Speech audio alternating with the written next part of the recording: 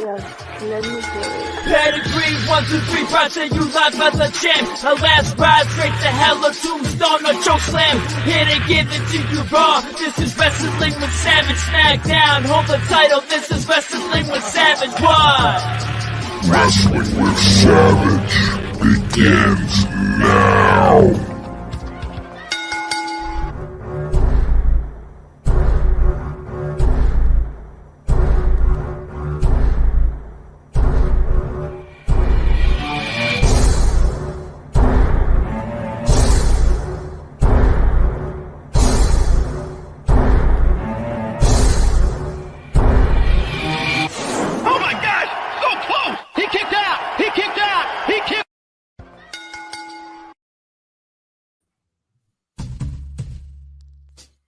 Let that music play there because somebody said that in the chat the other day. They said this show reminds me of WWF No Mercy.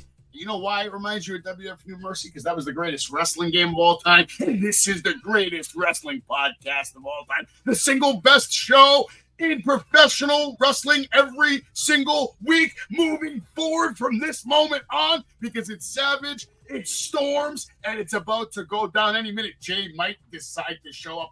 What's up, DJ Storms? How was your week? How you doing? How you doing, sir? If y'all haven't realized it by now, we are on the motherfucking air. He is the incomparable Greek Savage. I am DJ motherfucking Storms, and I would like to welcome each and every single one of you to the Savage Storm Wrestling Super Show, episode number 2. As we are streaming live across the IWC, across multiple different platforms. My week was pretty damn good. It was hot, but I'll tell you this, I prefer the hot to the cold. Work's kind of been a little slow. It's a little slow in the summer months, but we got a lot of good wrestling material to discuss, and I'm excited because we are building a fucking dynasty here, brother. Absolutely, and it's funny you said that. I told some dude earlier, I'm like, hey, man, it's hot today, but I'd rather be hot than shoveling snow, so I'll take it. I don't mind it. What's going on, James? What's going on, Jay? What's going on, Colton? What's going on, Mick Thomason? How you doing? Let me introduce DJ Storms to Mick Thomason just in case you don't know who he is. Wrestling with Savage. Go Savage. Wrestling with Savage. Now, that's one of my day ones right there, Storms. One of my day ones. So I got to give him a little appreciation. We're going to continue to grow members for the posse, for the Savage Kingdom. We're going to continue to grow. But tonight is a lot to talk about. We have to talk about, obviously, the WWE. We have to talk about AEW. TNA right now. A lot of things happening. I'm hearing Matt Hardy might be on NXT any minute now. And I'm seeing him right now in a video vignette on TNA. They're obviously hyping up Mr. Hardy's match coming up against Moose for the TNA World Championship. And we are going to be watching Impact Live. Here's some shots of the upcoming matches we're going to be watching tonight. Ash by Elegance. And let's go right into her first, Storms. I guess we should go right into Battleground. We should go right into NXT. Ash by Elegance had a big imprint on that pay-per-view. The crossover from TNA is definitely there. We're seeing a multitude of superstars going to be coming over. What did you think about Battleground? What did you think about Jordynne Grace losing to Roxanne Perez? Now, the overall show, I'm going to be quite honest with you, it was a disappointment. It was probably the weakest NXT Premium Live event that we've had in a while, and it all revolves around the fact that the majority of these matches, they didn't get enough time. The latter match, it didn't feel special whatsoever. It felt very, very rushed. Now, I will say this. I was not predicting Kalani Jordan to win. I would have gone with Sol Ruka, but I do think that this title reign will indeed give Kalani Jordan a chance to build her stock, but the match, nothing special. The OC losing to Nathan Fraser and Axiom, again, pretty much a waste of time. I don't understand why you brought the OC down there in order to have them lose. Now, Jordynne Grace and Roxanne Perez, that was probably the best match on the entire show. Those two women are excellent at what they do. And I didn't mind Jordynne Grace losing. I didn't have Jordynne Grace winning at all because Roxanne Perez, she won the title back in April. Right now, what their priority is to make sure Roxanne Perez has a fruitful championship title reign, and that's exactly what they're doing. I could have done without the interference because the Tatum Paxley and Ash by Elegance shit, it was absolutely unnecessary, but it was still a great women's match, and it definitely helped both women in the long run, I will say that. NXT Underground, completely fucking irrelevant. We need to get UFC material out of all types of pro wrestling shows. Shit was fucking boring. And it was very disrespectful to Shayna Baszler. Shayna is worth so much more than that shit. Shayna should be in the same position that Rhea Ripley is in right now, but she's not because of absolute shit booking. Now, the second best match on the show, and probably the second match that I would encourage everyone to go back and watch, triple threat match for the NXT North American Championship. Again, I got to give my props to Obafemi.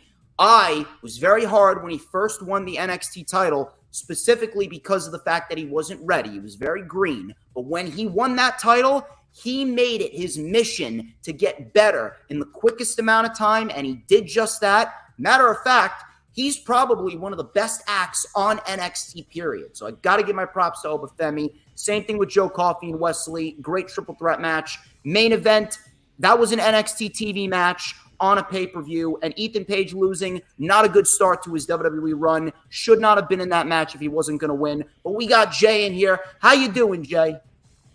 Fucking great. I'm feeling great. I'm looking great. Too bad I'm not in my penthouse, but I'm in the streets right now in the brick city of Jersey. Let's do it, guys. Let's do it. I'm ready to hear what you guys say. Shout out to Jake the Aerial Assassin. Obviously, Austin, I'm here, buddy. I'm here. Has a lot to say about Battlegrounds.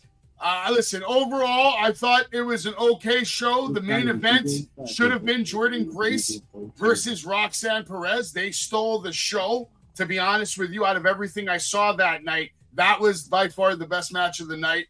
I know Jay agrees because his favorite wrestler of all time, Roxanne Perez. Yeah, I don't hear you. I don't hear you talking shit now, right? I wasn't talking shit about her.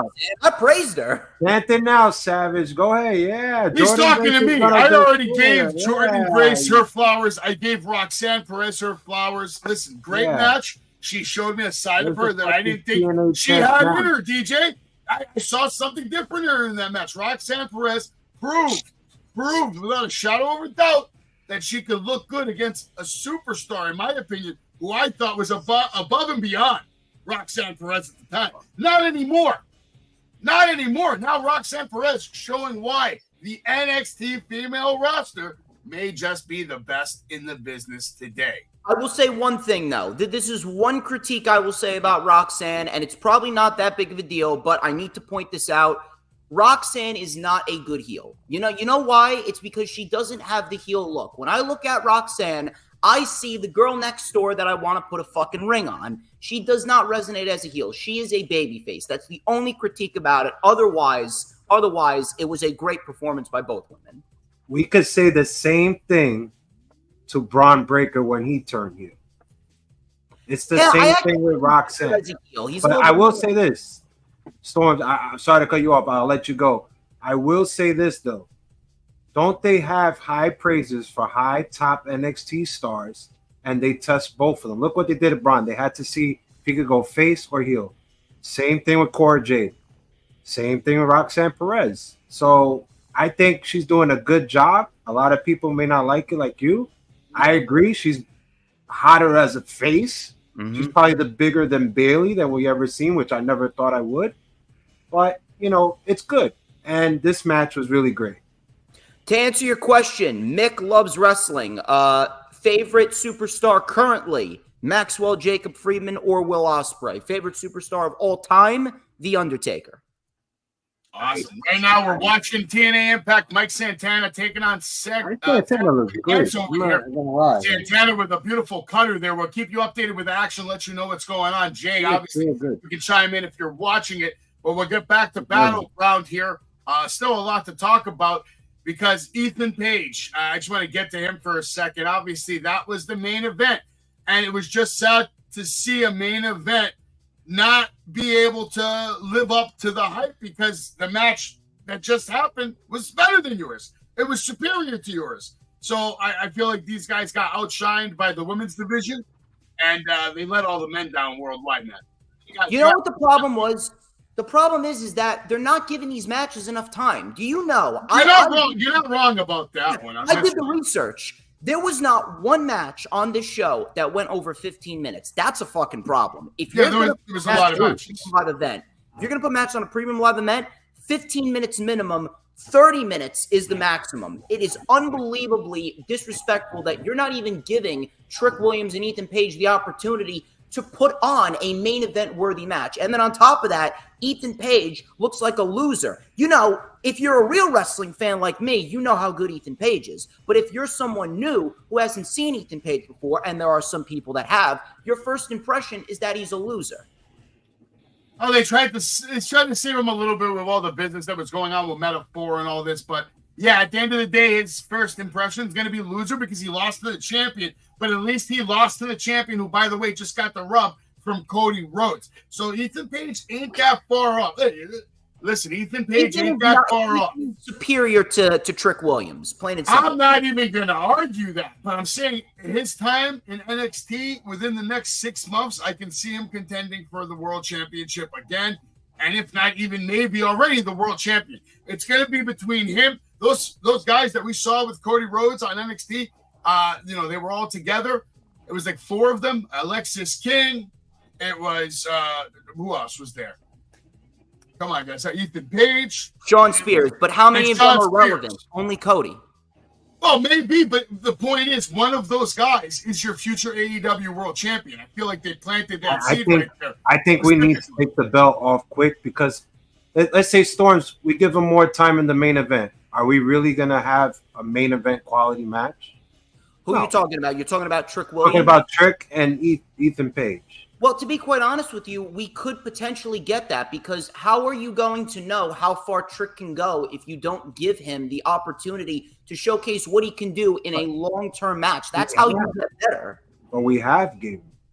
No, we haven't. Like, he has not competed his match against Carmelo Hayes had to be. Yeah, Carmelo Hayes in that match, listen, that guy was on ESPN. They made a whole video about it. It was a big deal. He had chances. It's just I feel like he can't pull PLE main event matches. This is the difference between main event and PLE main event. I just don't think if you put him in a match with Page for 15, 20 minutes, I don't think Page, even though how great he is, can carry Melo that long just because of limited what he can do. But he was doing good. Here's the thing. The match with Page and Trick Williams, from that point on, like for the 12 minutes that it went, they were doing just fine. There was no fuck-ups. There was no botches. There was no slip-ups. And then it just ended like that. The match with Carmelo at Stand and Deliver, that went way too short. That should have gone 20 minutes at most. I don't think it even went 15. See, that's the problem. The problem is that you're not giving these guys enough time to showcase what they can really do. There are very few individuals that can make the most out of a 15-minute timestamp. Trick Williams and Ethan Page are not 2 of them. You want to look at a guy like Ospreay or a guy like Roderick Strong or a guy like Omega, those guys, they can make do with 15 minutes or less. Other guys, you got to give them some time to really showcase what they possess, because if you don't, then they're not going to resonate well, because at the end of the day, pro wrestling, the bell-to-bell action is such an important aspect, and I don't think WWE is really pushing it like they should.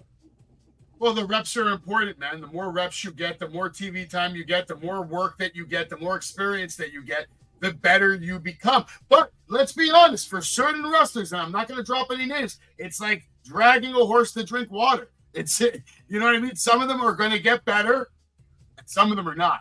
And that's why we see people get released every single year, because some people just don't cut it. You got to play to their strengths, and I don't think they're playing to Trick Williams' strengths. Well, you know what? The problem is this, and I believe Shawn Michaels even said it. In this business right now, character trumps talent. Nope, not anymore. Not anymore. And not in the world. That's 90s mentality. Storms, listen, Storms. Listen. You can sit there and say whatever you want, but someone that's been watching wrestling longer than you, I'm telling you for a fact, whether it's 80s, 90s, 2024, whatever, just like the circus, they still do the same acts from 1920. A magician still does the same trick from 500 years ago. And it's not about how old the trick is. It's about how well you pull it off. WWE, whether you want to admit it or not, is exactly like a circus, a carnival. It's an attraction. It's a show. It's sports and entertainment. That's sports entertainment, man. I'm going to throw this out to you once again. WWE is not successful with how many tickets they're selling because of the content they're putting out. Because 90% of the content that WWE has put out has been dog shit. Yeah, Storms, we know that. We're way past that. It has nothing to do. Listen, man, they wouldn't stop marketing. It's not just about marketing. It's about the it power is. of all about marketing. No, it's the power of Triple H the brand. and Nick Khan have their best marketing tactics ever. Storms, listen to me for a moment before you lose your mind. The WWE, like any other major corporation, the McDonald's, the Nikes of the world, and everybody else, they're into one thing and one thing over: control, manipulation, mind control, brainwashing. These people that buy these tickets and the merchandise, the marks, the zombies, they love this shit inside of their heart. It's over. It doesn't matter how fucking big AEW gets. They will never turn their back. This isn't about AEW, though. This isn't about AEW, though. It is. I never mentioned them. I never mentioned AEW. I didn't say you did. I'm just trying to show you how committed some of these fans are. That it doesn't matter if it's dog shit, great shit, bad shit, good shit. They don't care because they love the WWE. And that's a problem. That's a problem. That's called being a cult. Yes, but it is a fucking cult. Not everybody's a smart mark. Not everybody cares. Not everyone has a brain, and that's a problem. It is a problem, but it's a problem that we also can't solve. All we can do is adapt and move on and pray that we... We're not going to fucking adapt and move on when you got dog shit products like NXT, okay? NXT's not a dog shit product. Yes, that's it a is. bullshit. Yes, No. It is the worst show in the industry right now. NXT just had the best show of the week, like 20% of the year. I could agree with you, but then we both be wrong. No. Yeah. NXT puts on bangers. The show they just had with Ethan Page and Jordan Grace, I know Jay will tell you, that was the best NXT show of the year. That was the best wrestling show of the week. It was a shocker. No, it was shocker, yeah. But outside of those two things, the rest of the show was fucking meaningless. And then the week after, they had your girl Jordan Grace. All right, Steven Chambers had a question, and I'm going to go to Jay first. Jay, how many TNA wrestlers are we going to see on that Battle Royal next week? And who do you think's going to pop out? And then Storms after Jay, if you want to chime in on who you think we're going to... Let Jay take this one. Yeah. I'm going to say 2 to 3. If I had to take my guess, Ali, Nick, and Joe Hendrick. I hope I said the last name. Joe Hendry. I had Joe Hendry too. Anybody else, Storms, you want to see?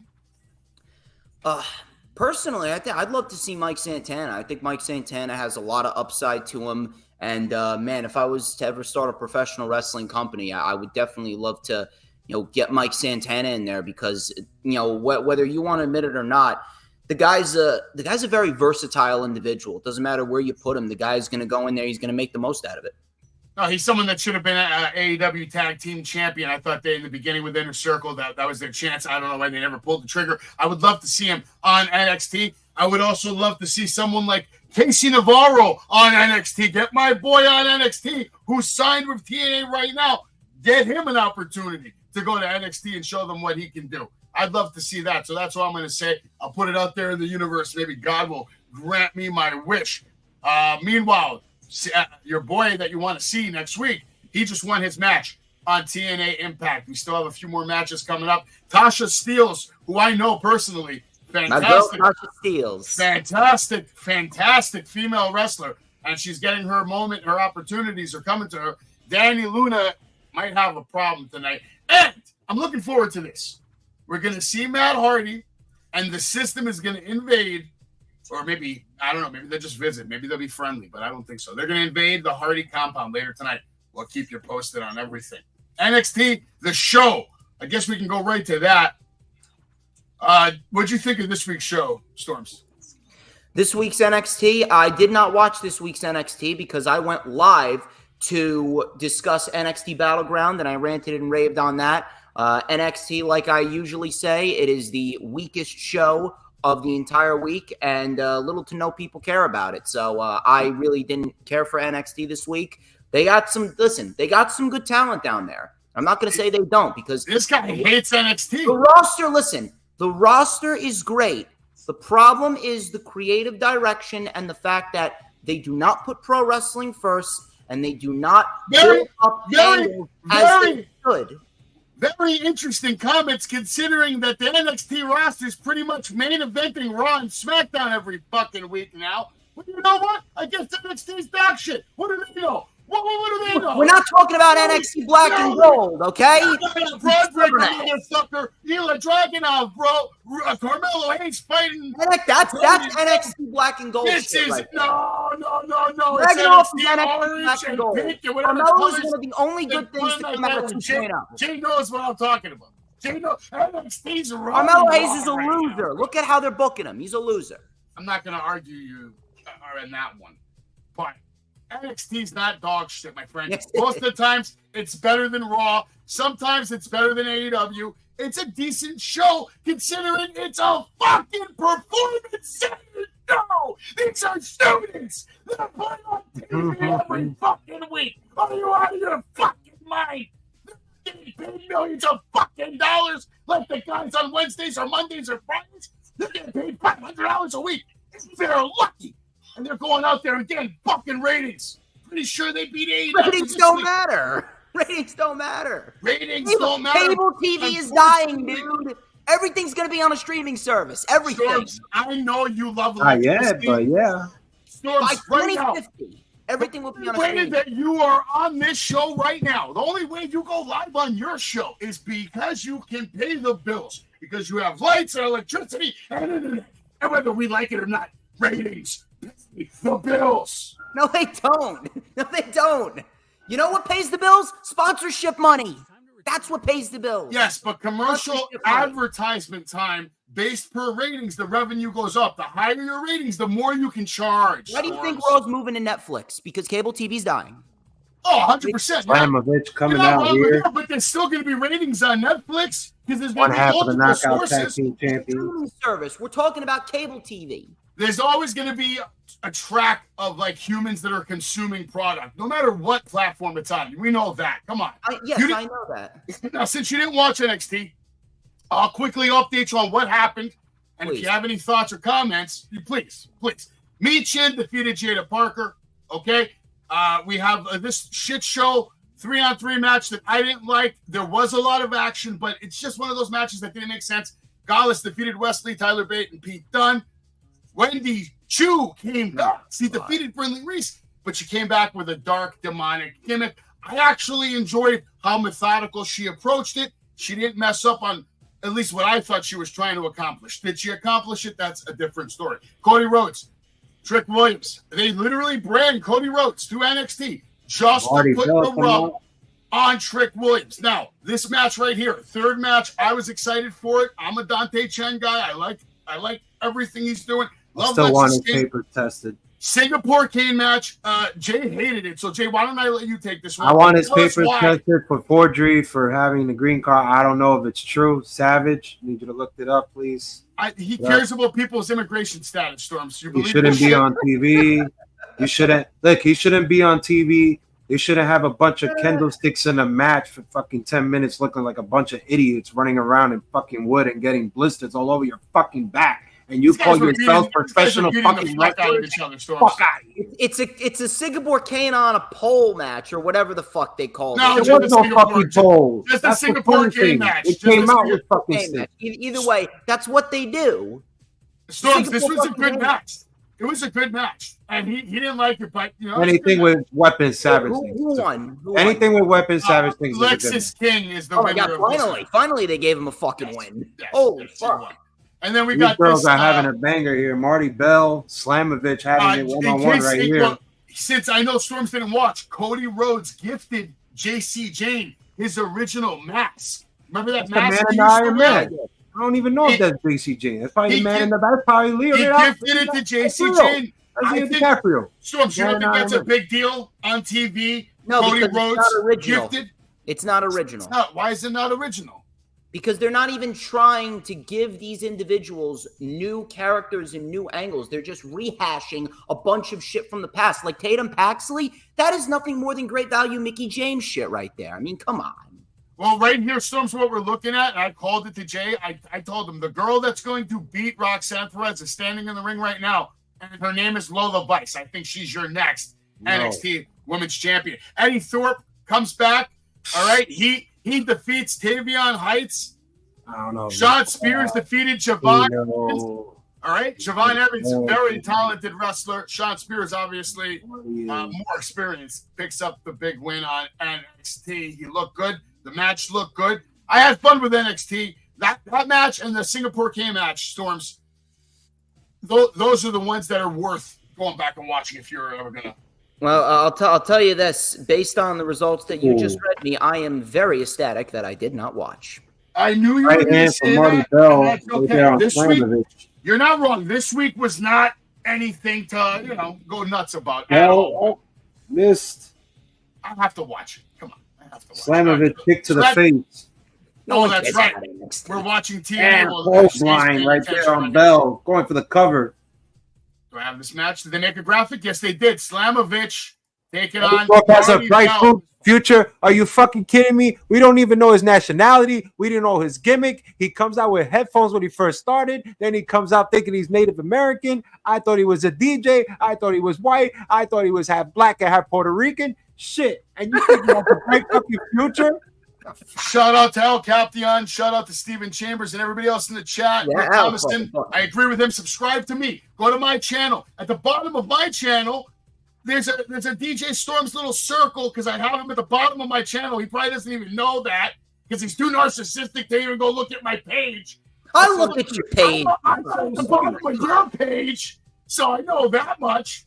But at the bottom of my page, okay, you can go find DJ Storms and follow him, subscribe to him, and do that because he goes live on different nights of the week. He does different projects.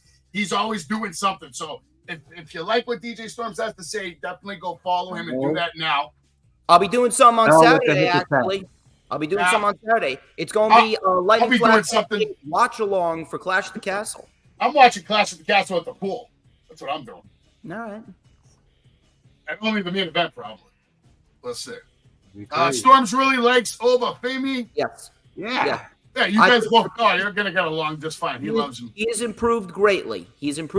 I was very, very hard on him to start, but like I've always said, I always admit when I'm wrong. I was wrong about Obafemi. He took that championship and he made it something. He's putting on some great matches right now. One of the best things about the brand.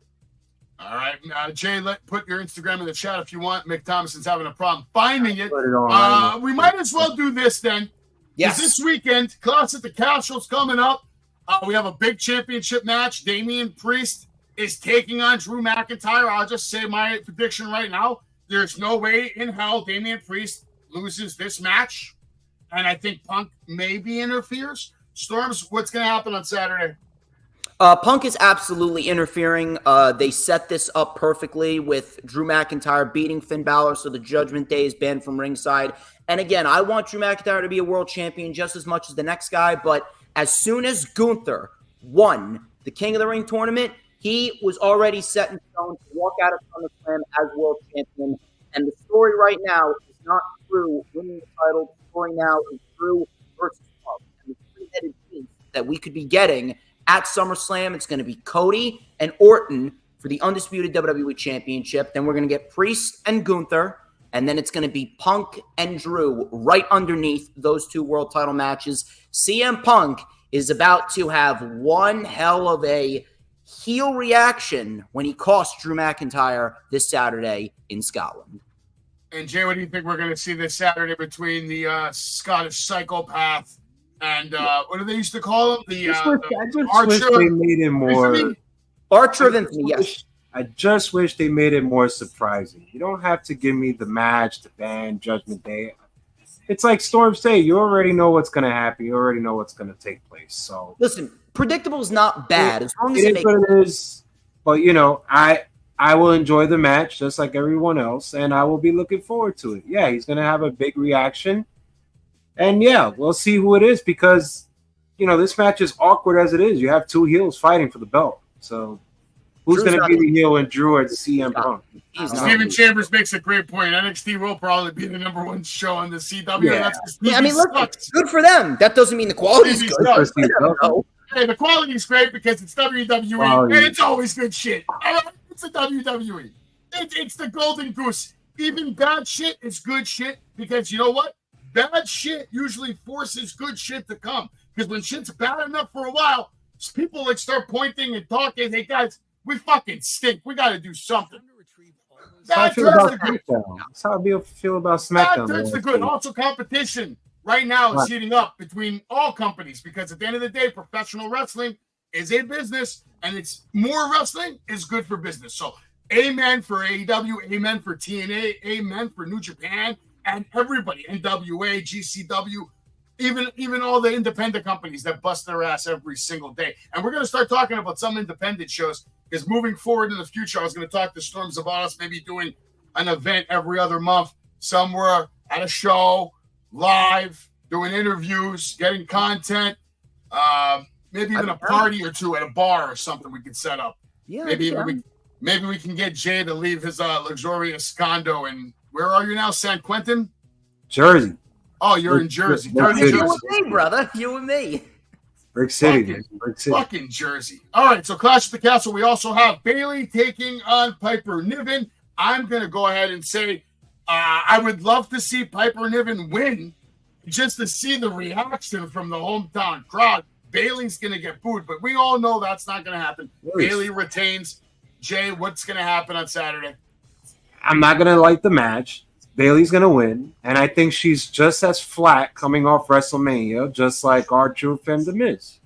DJ Storms, what do you see happening in that match?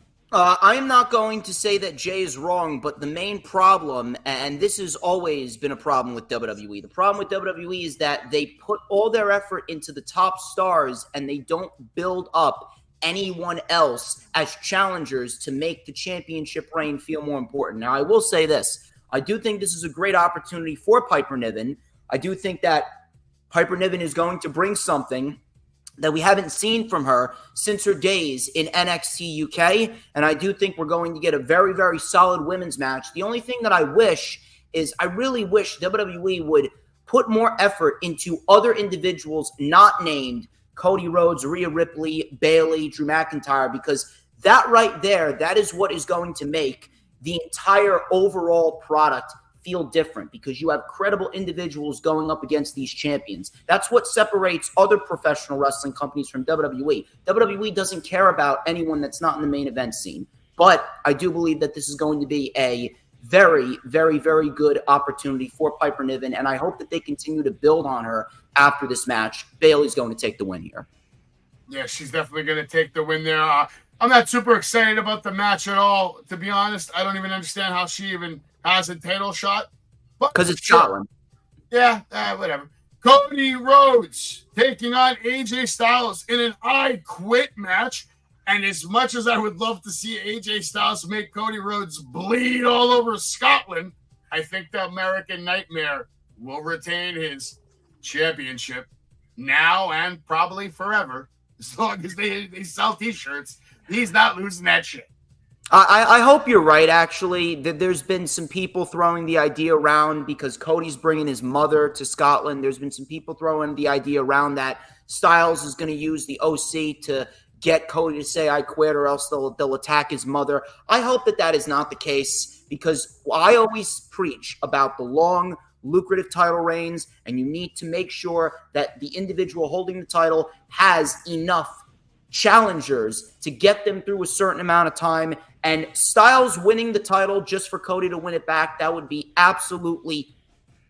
fucking horrible. It really would. And it would render AJ Styles' title win at Clash at the Castle, if he wins and Cody wins it back at Money in the Bank, it would render it absolutely fucking useless. So I really do hope that Cody comes out victorious here. And I will say this. One thing I will give praise to is this. I have very much complained about Cody's title reign lacking substance from week to week. The matches that he puts on are fantastic, but they do not put any effort into building up his challengers. However, The segments that we got with Styles the last couple weeks with the fake Mark Henry-esque retirement, that was some good shit right there. And I do hope that we get ourselves a match full of substance here with Cody Rhodes retaining the championship. Jay, let me hear you.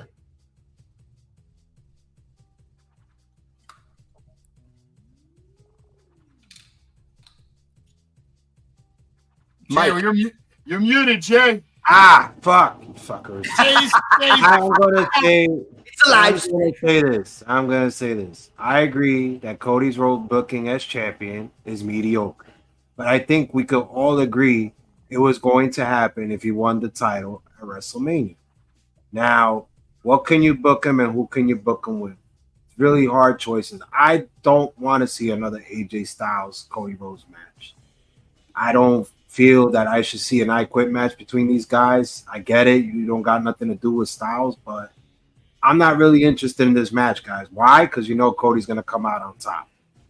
So I just wish they made it more suspenseful. Just like I said before on the other segment, that it should be more surprising with Damian Priest and CM Punk and Drew. But I'm not really interested, guys. I'm sorry to say that. I think the booking it's lame. It's mediocre. And then after this, what do you do with him next? What do you? I have an idea. I mean, they're going to Money in the Bank in Canada next. I'm assuming that if you're going to have Money in the Bank in Canada, just give Kevin Owens a shot at Cody before Cody gets to Randy Orton at SummerSlam. Because, I mean, listen, I still would. Even though Owens won't win, it will be a fantastic match, and it will add to Cody Rhodes' title reign being full of excellent main event matches. And that's the way. Okay, so let me ask you this. And who's going to win that match? Cody, as he should. Exactly. At the end, listen, predictable is not bad. The reason why this match doesn't feel predictable is the fact that WWE hasn't built up AJ Styles enough. I just think predictable can be bad because I think it hurts a superstar. Now, forget this. It's hurting Bayley. I mean, look at Bayley. Look who she's fighting. Piper fucking Niven, excuse me. Where the fuck does she come from? And why should we give her a title? Wouldn't I just give it? Okay, I get it. You're in Scotland and shit. But I'd rather give it to Chelsea Green. Why the fuck am I going to Piper fucking Niven if she can't even cut? And I get it. You try to cut a promo. You try to build some heat. You try to build some anticipation for your hometown of Scotland. But let's face it. It's not resonating with the crowd. And it's not resonating with me. And it's unbelievable. And I know, baby. The problem with that promo is the fact that when Niven was talking, what she was saying was fine, but she didn't have any emphasis on that. Like, where's the conviction? And the problem I got is the crowd. You know, if they go with the what chant, it's like, how can I take you seriously going into Clash at the Castle? Not even the crowd even cares. And they should care because you're fighting the fucking women's world heavyweight champion. Mm-hmm. So this is a meaningful event. You should give a fuck. It is a code main event if you want to call it like that. And we treat it like dog shit. Win more matches. That's a problem. Like they just had her get the title shot because it's. I just feel overall. My whole point is I just feel Cody is better as the chaser than being the champion. Because at least if he's chasing, you could book him in so many matches. And guess what? If you give me a Cody Rhodes, Kevin Owens match at SummerSlam, and he's trying to chase to be the undisputed champ, yes, I would be interested in that match, without a doubt. If you have the title on him, I know what the finish will be. Listen, the chase is always better than the actual title reign. That goes without saying. You are not wrong. However, if WWE, like I've said before, if they actually built up other people through wins, like if they booked AJ like they've been booking Cody for the last 6 to 12 months, and they made AJ feel like a legit threat instead of losing every single pay-per-view match that he's had for the last 2 years. I mean, he fucking jobbed out to Omos. All his credibility went bye-bye after that. If they actually built him up like they built up Cody, same thing with Owens, same thing with Logan Paul, same thing with guys like whoever, like Andrade. Like if you put Andrade and Cody in the ring, if you built up Andrade correctly, I mean, holy shit, Andrade and Cody, I mean, take my fucking money. But WWE, they don't do that. They just give championship matches away like fucking candy. Well, right now they're taking their time with Cody Rhodes. They're trying to stretch out every different program he's going to have with whoever it is. I knew AJ Styles was going to get at least 2 matches. We might even get 1 more before it's said and done. Usual script is 3 matches and done. We'll see what happens with that. But we are watching TNA Impact. I just watched AJ Francis and Rich Swann get their asses kicked by PCO. But Jay, I want to know if we still have to see this match later tonight. Didn't start yet. We are going to hear from Ash. I'm going to be critical on that. What happened with Masha and Marty? I didn't catch the winner. I was too busy in a heated debate with DJ Storms, and I didn't pay attention to what the hell happened, so we missed it. I'm not going to lie. If anybody knows in the chat, let us know. Yeah, let me know. Let me know. Sasha Steele right now is in the ring right now. Yeah, if you want to watch TNA, you can watch them many different ways. They're on cable. You can go on their YouTube page. TNA is going to have NXT superstars coming in and out. They already have a huge roster. They made history. Savage's favorite wrestler. They made history with Jordan Grace, let's be honest, and they do have a very good roster. TNA's up and coming, baby. They're working with NXT. The Hardy Boys are back. Your favorite wrestler of all time, Jeff Hardy, baby. He's back. He's coming back. Oh, no. Where's he going, though, guys? He's going to WWE? No, he's home. He's going home. He's going home. All right, we got to get back to Clash at the Castle. We had this match here, and I'll go to Storms first. What did you think about Chad Gable, Sami Zayn? Obviously, Sami Zayn retained. It's all you. This has actually been the best built match going into Clash at the Castle. The heel turn for Chad Gable has really taken a positive turn, and the story that they built up has been excellent. And I'm glad that they're keeping substance surrounding the Intercontinental Championship after they took the title off of Gunther. I would personally love to see Chad Gable win, but I know that that is not the right outcome here, simply because of the fact that Sami Zayn, he is currently doing good material with the championship. Him retaining would be the best possible outcome, and I do believe it is going to come at the expense of Chad Gable being fucked over by Otis, and Clash the Castle will finally be the night that Otis has had enough of Chad Gable's bullshit, and the crowd is going to pop big.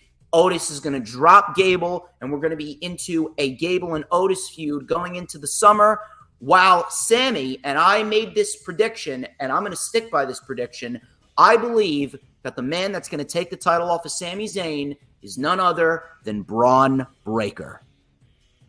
And Jay, you can tell us again if you have anything additional you want to add to that storyline between Gable and Sami Zayn. Storms just said it from the beginning. If everybody heard him, this is the best storyline that's going on. I think it's better than the Bloodline. I said it to you last night, Savage. This is number 1, and I think they're building really extremely great around Otis for us to get that biggest pop reaction probably since Jey Uso. So I will say this. I am looking forward to this match, but I still go in my gut that this will not be the night for the Otis, and this will not be the night for Chad Gable to win. I already said at the beginning, Sami Zayn's definitely going to retain. This is not going to be the night that Gable takes it, unfortunately. I would love to see Gable take it just so he can have that IC title run, but I don't think it's going to happen. We'll find out live this Saturday. Make sure you tune in to Peacock. And we have our tag team triple threat match, and I'll just say it again real quick. Champions are going to retain. These pay-per-views in Europe, the champions are likely always going to retain. That's what it's looking like. Now, I'd rather talk about the crowd that we're going to see in Scotland. I think the crowd is going to make even Paris look like shit. It's going to be crazy in Scotland. I don't know about that. I mean, Paris is the benchmark right now. Yes, but Scotland drinks. They drink more. Way more. They're going to be loud. So far, it's Paris and then St. Louis for Dynasty. Those are the top 2 crowds of the year so far. It's New York. I've seen New York, like when Triple H made his return. Still to this day, I've never experienced anything like that at the Garden again. Ever. Not even close. His return, that place was thunderous, man. Like, it was insanity. You don't feel that. But that pay-per-view, it's rare that you watch a pay-per-view at home. And the audience, just the crowd is giving you goosebumps. Forget the wrestlers, forget the match. The crowd's reaction to what they're seeing automatically makes it great. because you're sitting there and you're enjoying what they're enjoying. You feel it. It's almost like you're there. That's how good that Paris crowd was. The Scotland crowd is going to be, I think it's going to be even a little more ruckus, and they're putting America to shame. That's for sure. You got to taste. They taste this Friday. We'll get a little taste this Friday, tomorrow night. That's true. Get a little taste of the crowd. That SmackDown was wild too in France. Absolutely. I'm definitely looking forward to that. I'm definitely looking forward to tomorrow. A fun night, man. A lot of things going on tomorrow night. You got SmackDown, and don't forget, there's also a pay-per-view against all odds. If you're in the area, all right, near Chicago, they're doing a post-show meet and greet. After the show, you can go meet all the stars of TNA, which is pretty cool. Wish WWE would do stuff like that more often. They do not. Jordan Grace has an open challenge. I got Tatum Paxley. Yeah, Tatum Paxley. He's right. Tatum Paxley's going to – okay, yeah, that makes 100% sense. I like it. Okay. And we have Mike Santana, Steve Macklin taking on the Rascals.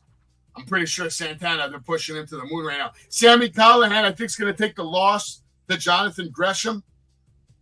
I could care less. Yeah, I can see that. I think they've been building up Jonathan Gresham quite nicely. He's actually one of the very few acts from TNA I've been keeping a close eye on. I think he's great. Trent Seven and Mustafa Ali. Now that is something I'm really looking forward to. I think Ali is going to be taking that. I mean, he's on a fucking roll right now. I think he's the next one of the next TNA World Heavyweight Champions. They're pushing him like that kind of. I think that after Nick Nemeth wins it, Nick Nemeth is going to win it at Slammiversary from Moose, and then afterwards, I think that leading into next year at Hard to Kill, it's going to be Ali that takes it off of Nick Nemeth. You know what I wonder? I wonder when Ali's contract was expiring, they told him, listen, just go to TNA because we're doing something with them and you're going to be back here and back and forth.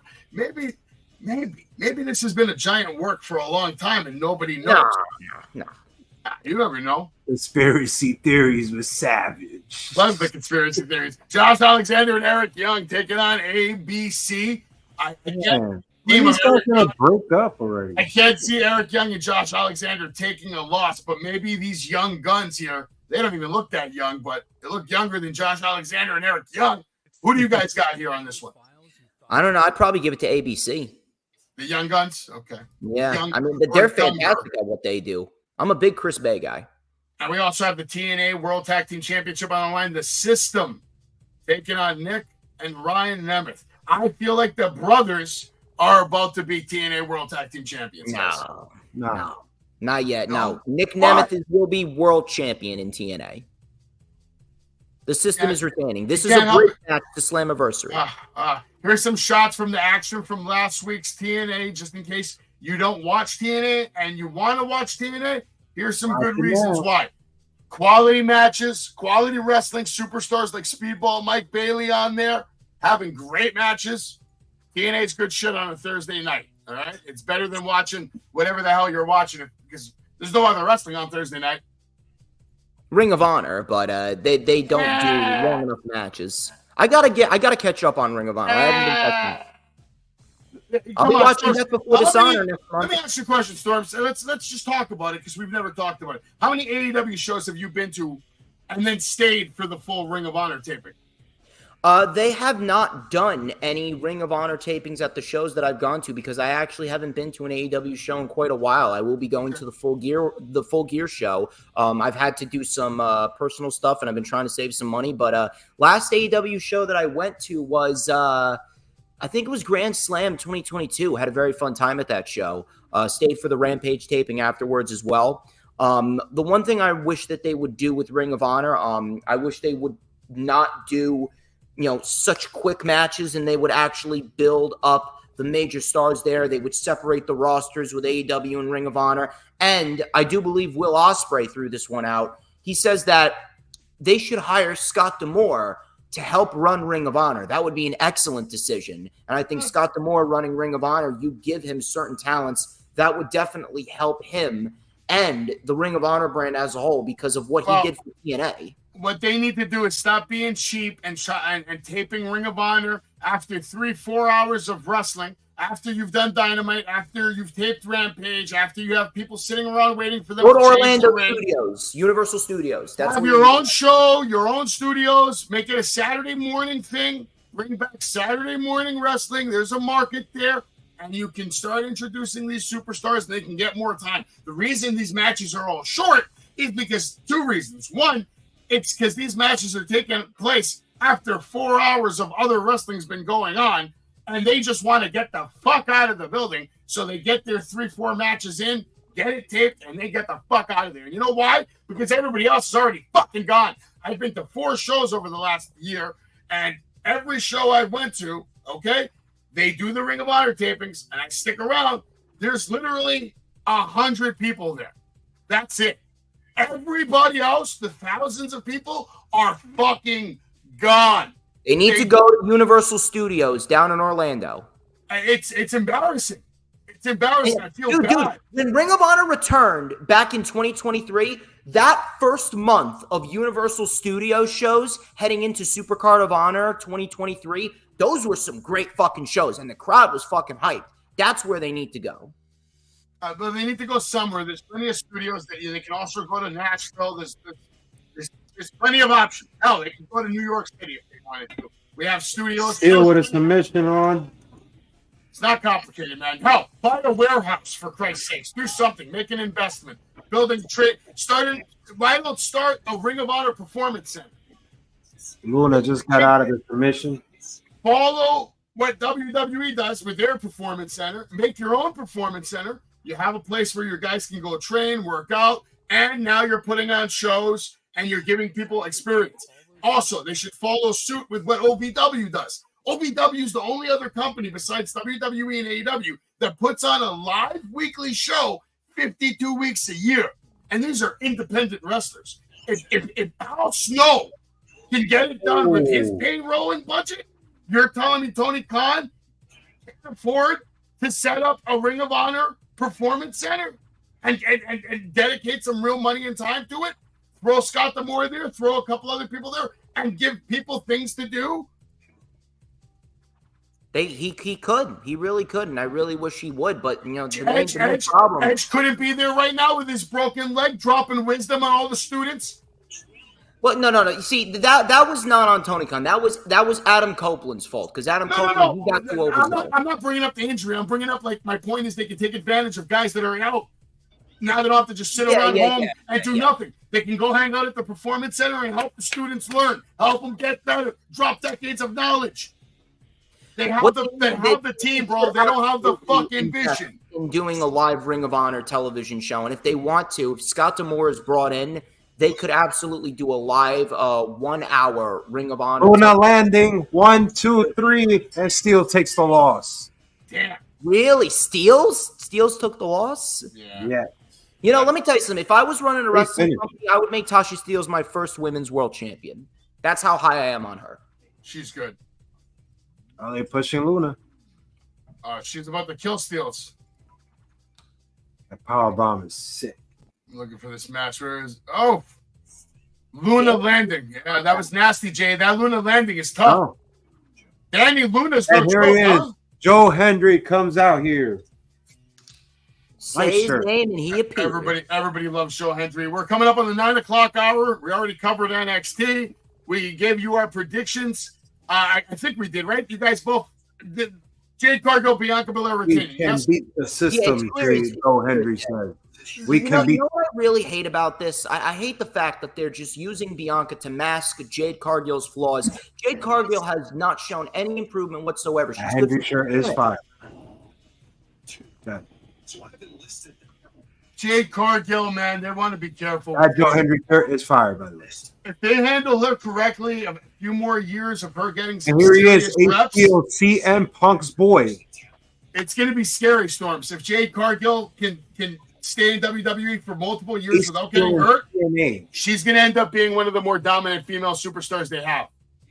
Well, again, they're going to have to actually have her wrestle more than 3 minutes, not in tag team matches. They got to have her wrestle more than 3 minutes. I think they're going to milk this friendship tag team partner, mega power mimic that they're doing. They're going to milk it for as long as they can, and eventually we'll get that feud, and it should be a good one, to be honest with you. Shit's very, very boring, I'm telling you. It's like they're trying to make the women's tag team titles feel important, but they're the most worthless titles in the industry. You know what they are?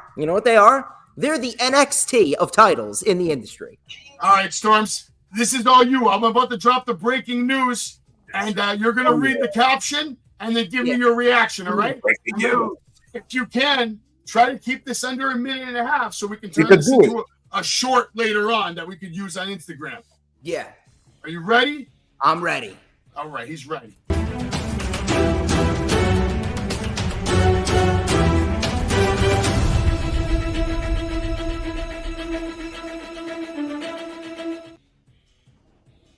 Holy!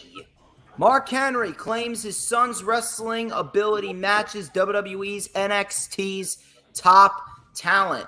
Now that is a big time report right there. So I do believe that Mark Henry's son, he does have a lot of skills in him. I mean, Mark Henry, he is one of the greatest of all time. He's had a Hall of Fame career for a reason. And I do believe that if Mark Henry's son really does want to take on pro wrestling, if he wants to keep pro wrestling serious, near and dear to his heart, I do believe that Mark Henry's son could indeed be a top-tier star in whatever promotion he decides to sign with. Probably going to sign with NXT because they got a lot of big-time performance center coaches down there to help him and help a lot of young stars down there. So, hey, listen, good for Mark Henry's son if this is the case. And I'm actually looking forward to seeing what Mark Henry's son could do going into the future, like I said, depending on which promotion he decides to sign with. Well, Storms, that was a fantastic take, but the way I was going to try to make you do it is 10 photos,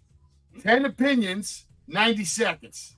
He didn't know that. He didn't know that. I know. I didn't clarify. He didn't cut the rules properly. It was my fault, but now he knows. So this is more of like a speed. We go again. We go again. We got a commercial. We got a long commercial. Forget about the Mark Henry. That was a fantastic take, by the way. And I actually agree with everything you said. His son looks like a very promising stud right there. All right, so we're going to try this again. And the next photo that comes in, you want to just like bang, bang, bang. Because there's 9 more photos coming. I want to see and test your skills, Mr. DJ Storms. Are you ready?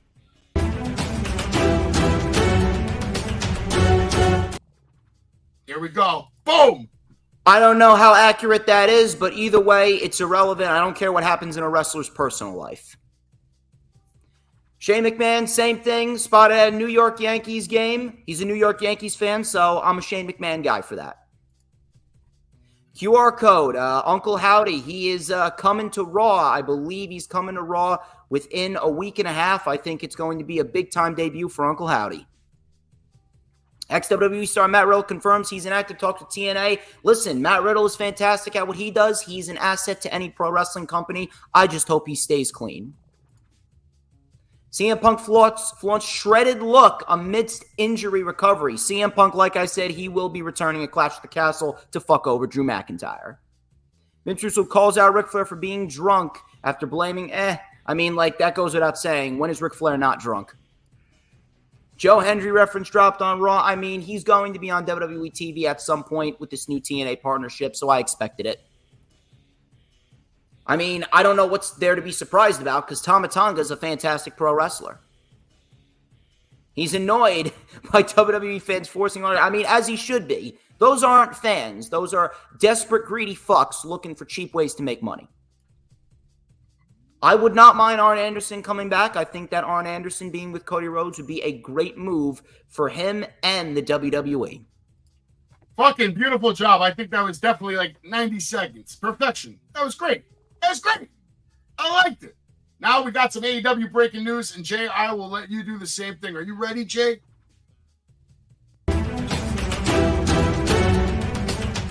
More breaking news. There you go. Tony Khan confident MJF will permanently stay with AEW. Yeah, when you shove $20 million down somebody's fucking mouth, of course they're going to fucking stay in your company, you little shit. Pac announces entry into the Owen Hart Cup on 6/12 AEW Dynamite. Pac, you could enter yourself in any of the future tournaments. You still will never win. Miro drops from behind-the-scenes footage from upcoming film project. Miro, we don't give a fuck. Dax Harwood sidelined indefinitely with back injury. Well, I can't believe this, Dax. You've done everything for this company. I don't know why. It's mediocre. The greatest thing in Savage's life was meeting you. Christian Cage sets the record straight on the difference between WWE and AEW. Yeah, Christian, you did. WWE is a great company. AEW pays you more, though. We get it. Yeah, we're going to keep that one shorter because we did the AEW breaking news yesterday. I added some new stories today. Got to try to mix it up a little bit. But kind of crazy that Miro, that stuck out to me out of all those stories. Why? He's a loser. He lost his wife. He lost his job. He lost everything. Yeah, he didn't lose his job. He's injured. Injured for like 10 months. Miro's a guy that we could go all the way back to that WrestleMania with John Cena where he came out with a 10 epic entrance.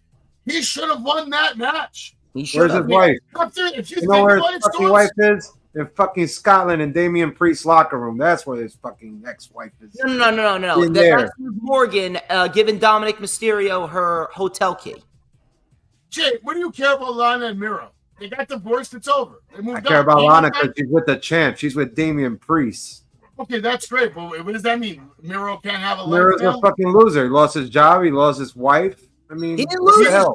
He's still. You can make all those B-rated movies you want. We're never going to see it or watch it. First of all, Miro's not a loser. If anything, Miro should be at the Hardy compound right now, kicking everyone's ass there because he's that damn good. I hope Miro has a speedy, healthy recovery, and one day somebody gives him the goddamn run. This is what I hate, folks. Savage always defending his boys. Miro was defending all his boys. You know you're there, Jay. Come on. Miro Day. Remember that, Storms?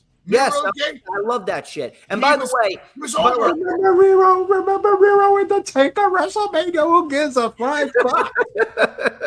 Let me tell you something. As far as the MJF take goes, MJF is not staying with AEW just because of money. He's staying with AEW because you lied to me. Listen, this is the truth right here. This is the truth right here. You know why he's staying with AEW? It's because he would never be allowed to do what he's doing in WWE. He would be watered down in WWE. If he was put in WWE, yeah, he would make a lot of money. How would he be watered down in WWE? He would not be MJF anymore. How would he be watered down in WWE? Now, I give it to you. They would throw him in the roster that he's cutting right now. Do you think that WWE would allow him to say, "Inga tu madre"? Braun Breaker went from fucking squash matches to people we never heard of, and look where he is now. We're talking about MJF make the same impact in a matter of months, to the point that in WrestleMania he will headline night 1 or night 2. Okay, great. That's Braun Breaker. He's not MJF. No, I'm talking about MJF. I'm talking about MJF.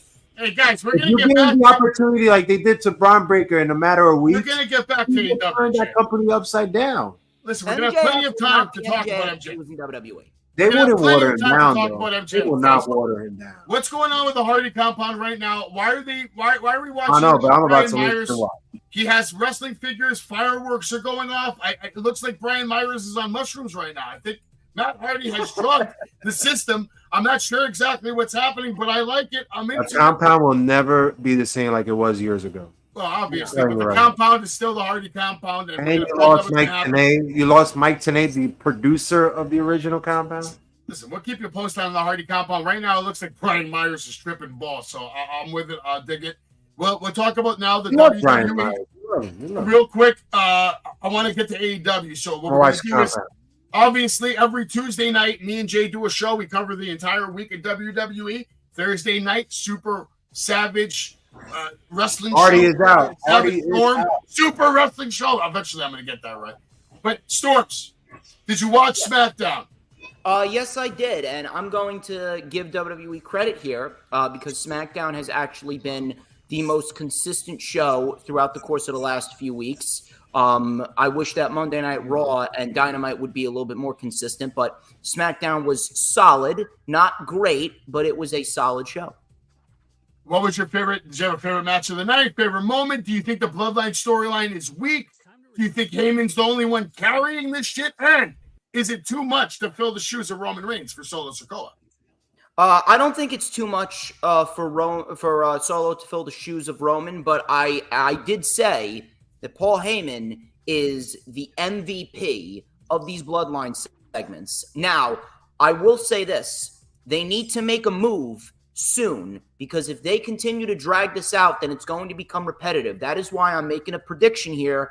The Bloodline will cost Jey Uso the Money in the Bank briefcase at Money in the Bank in Canada, and we will indeed see the return of Roman Reigns at some point after Money in the Bank, leading up to Solo versus Roman at SummerSlam. Best match of the night was Gargano and Grayson Waller.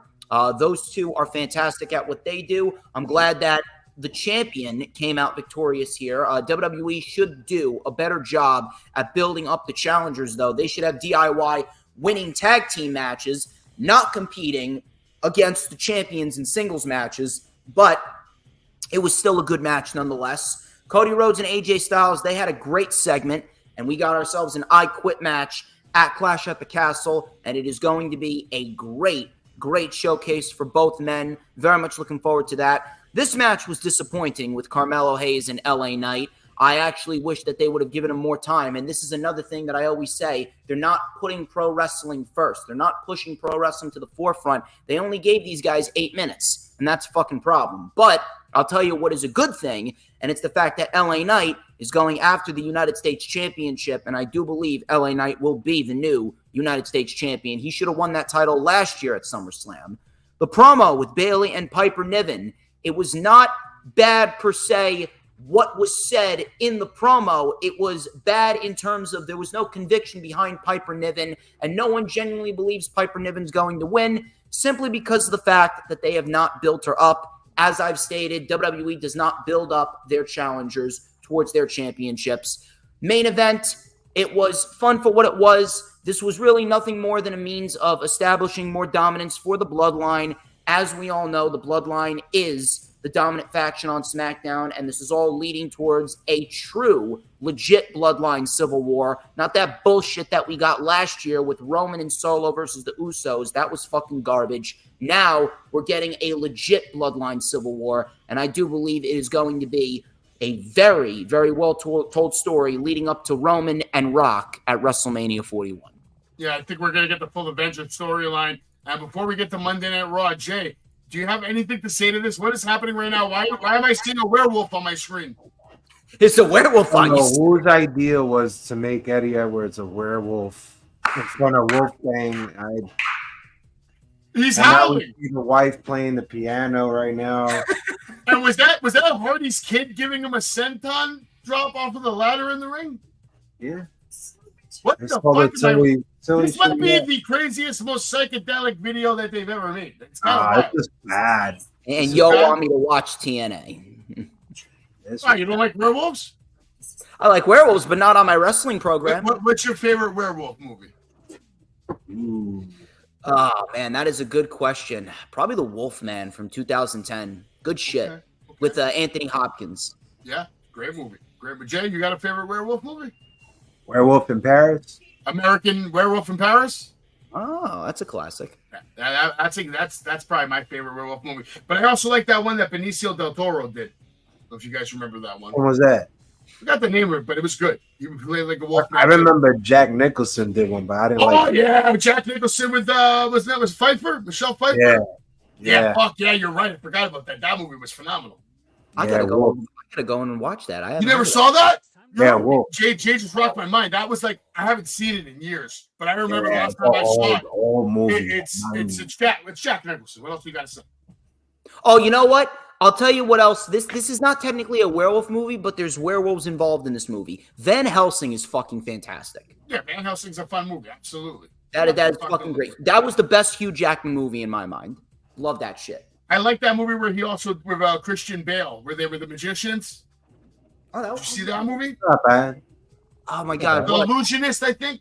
The Illusionist. Yeah. So good. Here comes Moon. Oh, I gotta go look that up. Yeah, that's a movie you want to watch if you love Hugh Jackman for sure. That was a good movie. Hugh Jackman's killing it. I can't wait for Deadpool in a couple of weeks. We get Deadpool Wolverine.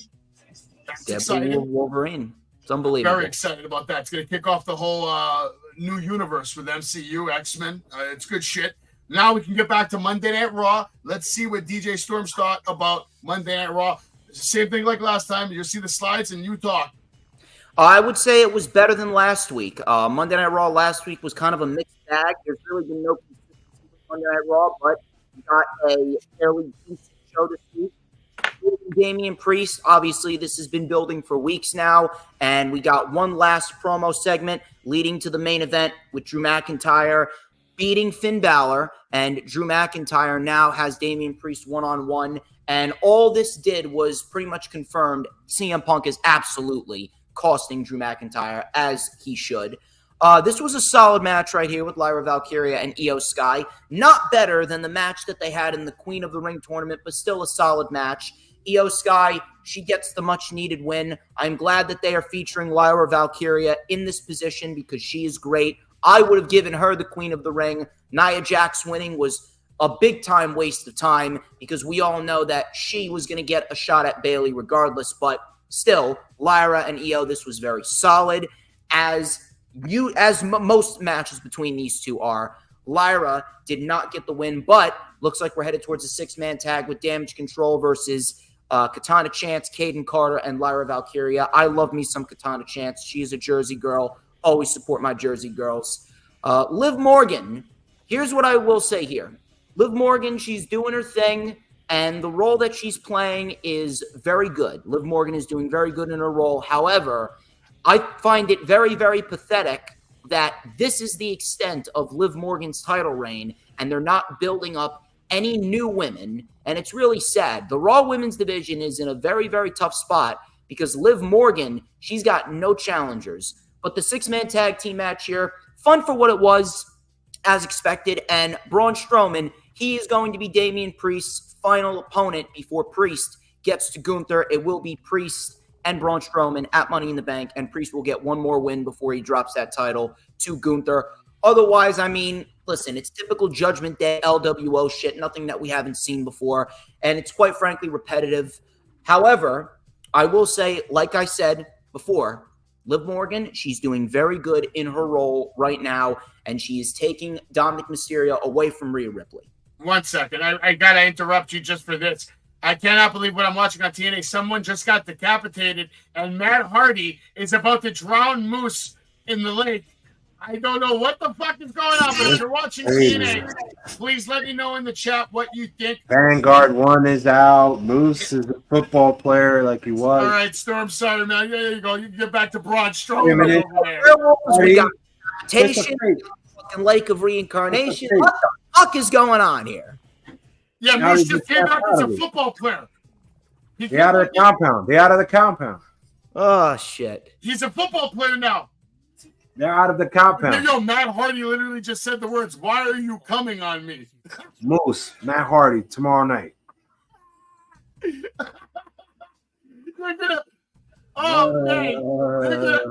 just got a meme for decades, man. Holy You've seen the Brock Lesnar one. I'm going to come on you real hard.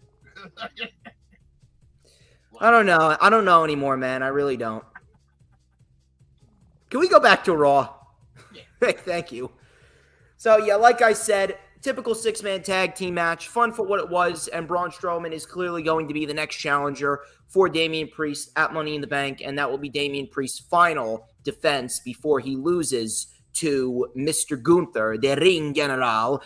Zelina Vega almost had her arm ripped out of her socket right there by Braun Strowman, as you can see. Braun Strowman doesn't even know his own strength, and he's been in WWE for how many fucking years now? It's absolutely fucking ridiculous. And they should be doing more with Dragon Lee. They should be doing more with Dragon Lee. It's actually quite pathetic that Dragon Lee, he is not bigger than he is right now. The only new star that they're actually treating right is Braun Breaker. And that's not right at all. The match here with Sami Zayn and Otis, completely fucking irrelevant. I hate these fucking short matches, but the segment that we got afterwards with Sami and Gable, this was some good shit. And Chad Gable, he is just one wrong move away. He's literally one wrong move away, one slap away from being broken in half by Otis. And we are going to get a big-time pop just like we got at Royal Rumble 2023 when Sami Zayn hit Roman Reigns in the back with a steel chair. Otis taking out Gable is going to be a beautiful moment, and you can see Chad Gable with that prick-like smile. Chad Gable is doing excellent fucking heel work. Shayna Baszler and Zoe Stark versus Alba Fire and Isla Dawn. Listen, I love me some Isla Dawn and Alba Fire, but I mean, holy shit, the women's division is completely fucking irrelevant right now. Completely irrelevant, and I hate that. We need to get rid of the tag team division, and we need to focus solely on the singles division, building up some undercard feuds. Bianca Belair and Jade Cargill, like I said, these tag team championships are worthless. They need to get rid of them, and Bianca Belair is merely being used to mask Jade Cargill's flaws. Jade Cargill right now, she has not done anything memorable in the WWE, and she's been there for almost a year. Ilya Dragunov and Braun Breaker, on the other hand, this was a pay-per-view worthy match. Excellent, excellent, excellent shit from start to finish. Absolutely loved it. Both men looked fantastic. And Braun Breaker, like I've been saying, Braun Breaker, he is the biggest new star that they've been pushing right now. And he will be the new Intercontinental Champion by August, whether it's at SummerSlam or whether it is at Bash in Berlin. And Ricochet, he was taken out here by Braun Breaker. He is going to be in the arms of Tony Khan, and it is going to be a great day when we see Ricochet versus Will Ospreay. The Awesome Truth is a complete fucking embarrassment of epic proportions, and AOP in the tag team division deserve better than this shit. Awesome Truth should have never won the championships at WrestleMania. The tag team division on both shows is being treated like a fucking joke, and I cannot fucking stand it. Shit like this is exactly why I shit on WWE, and there is the photo of Braun Breaker slamming Ricochet on real glass. Jack Perry would be proud. Ricochet, cry me a river. Actually, you know what? Don't cry me a river. Rejoice, because you're going to be putting on 5-star matches on a weekly basis sooner rather than later, and I will drink the tears of every single WWE shill calling Ricochet a traitor. Suck my cock, assholes.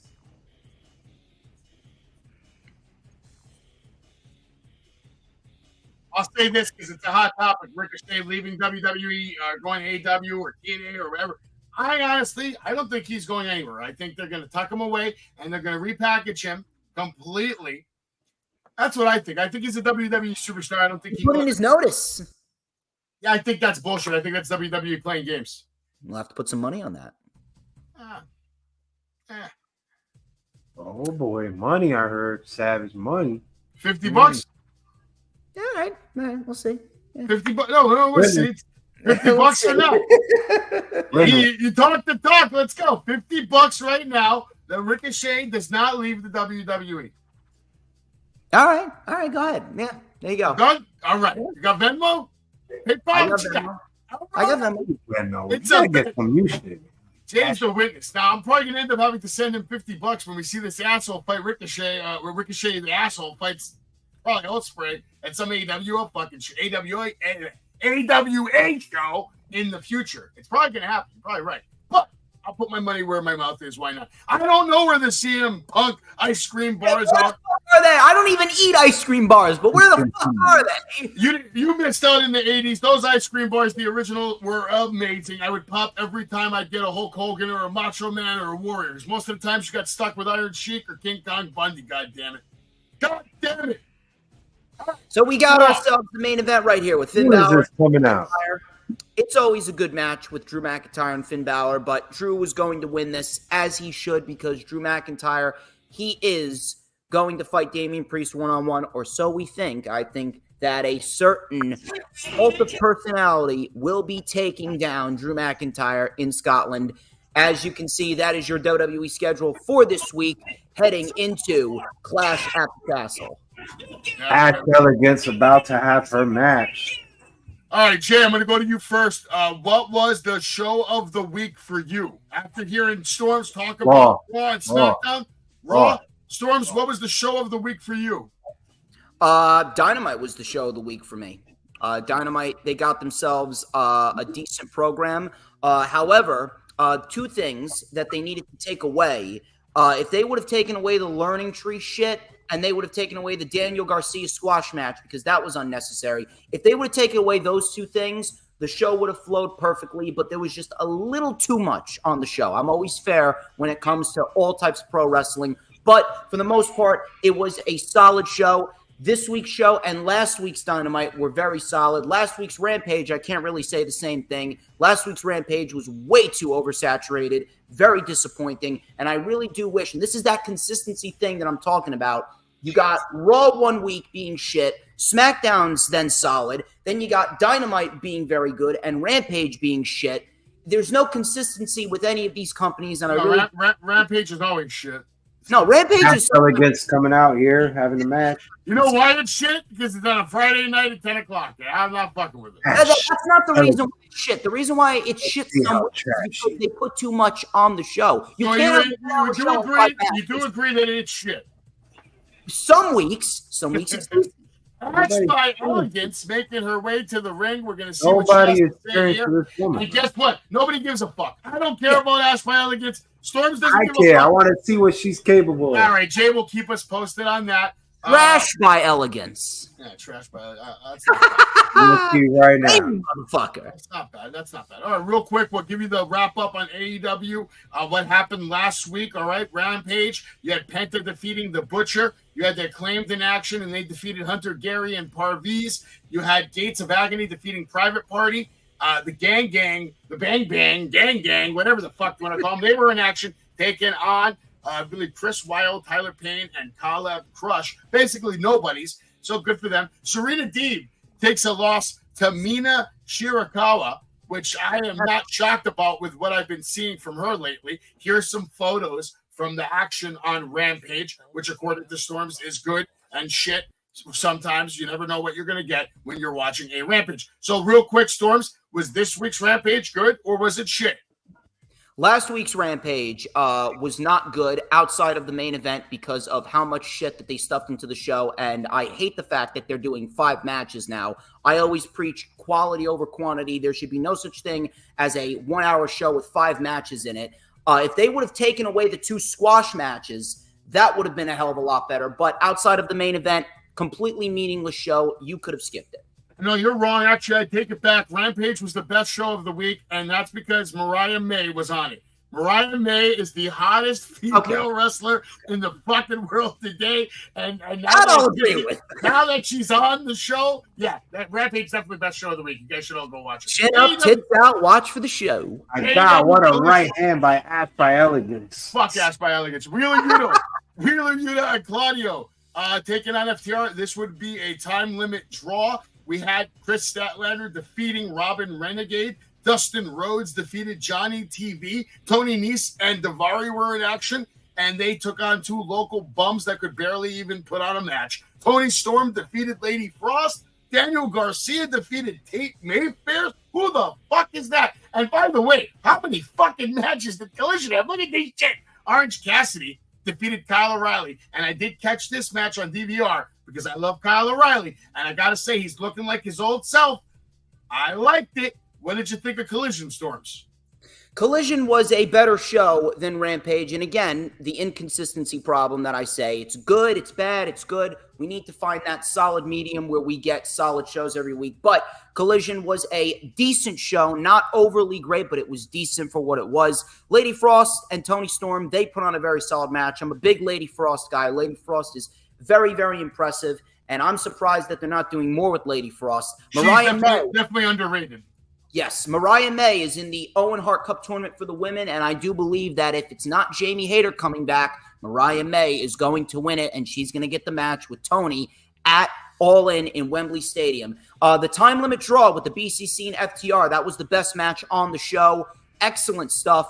Then you got the main event. Orange Cassidy gets the win over Kyle O'Reilly, and then that leads to the 6-man tag on Dynamite. Don Callis family and Roderick Strong needed that win. They got that win. Very fun-paced tag team match right there.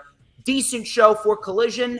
And the one thing that I really hope that they start doing, and I fucking hate that they haven't, they need to start pushing the rankings again because that helps them gain more structure. Structure is the main thing that I always preach about with AEW. Can I say one thing? Structure is the one word that you cannot use to define the AEW locker room. It's not even remotely possible. Sometimes they're structured, sometimes they're not. Listen. And Ash by Elegance wins by the moonsault. Did you ever see that picture that I got with Mike Tyson backstage at AEW? Yeah. There's no structure at AEW. just fucking trust me when I tell you there's no structure at AEW. See, here's the thing. The first 3 years they had structure, but the problem is that Tony Khan, he's got way too much pride, and he does not want to ask for help. Listen, Tony, I'm a big guy with an ego. I got a big ego and I got a lot of pride, but you can't succeed without helping the world. That's why I'm collaborating with Savage. That's why I'm collaborating with Jay, because I cannot get further along without some help, which is why I'm collaborating with them. This is the way of life. Not bad. I do want to get to this one chat right here where Colton Grundy says, how could any true wrestling fan say that anything WWE has put out in the last 20 years has been good? Well, I'll say this. Most amazing TV shows, they come along and they have one season if they're lucky, 2 if they're good, 3, 4, 5 if they're really good, 7, 8, 9, 10, 11 if they're like legendary, like Seinfeld, Married with Children, Friends. WWE has been producing weekly television for decades. They are the longest running episodic TV show in the history of mankind. And I don't think people really take into consideration how difficult it really is to put on good TV week after week after week after week after week with no break, no vacation. These TV shows, they get breaks. The season ends. They go on fucking vacation. They come back to another season. Eventually they end it because they can't keep making good episodes. It's difficult to make good episode after good episode, but here's WWE. Not only are they still here, they're relatively bigger than they've ever fucking been. Their value's higher than it's ever been. How can anybody say they watched it? I'll tell you how. Because we grew up. I'm not talking about everybody else. I'm talking about me. 3 years old. My first memory in America is watching Andre the Giant get body slammed by Hulk Hogan. It made me love professional wrestling, and the story tells itself. Hulkamaniac. I would rip my shirt. I'll fucking rip this shirt right now on the fucking stream. I don't give a fuck. Nobody fucking loves wrestling like me. Nobody's ripped more fucking shirts in their fucking life than this fucking guy right fucking here. You don't understand what being a wrestling fan is about. Yeah, this is the greatest collaboration I've ever life. done. And I guarantee you haven't lived my fucking life. So how can anybody enjoy WWE for 20 fucking years? Very simple. I fucking enjoyed it for 37 fucking years. Very well. Yeah, we could tell by your well. Could tell by your Shirt. I needed a new shirt anyway. All right. Yeah, Colton, I think you're really letting nostalgia cloud your now mind. you're a naked savage here.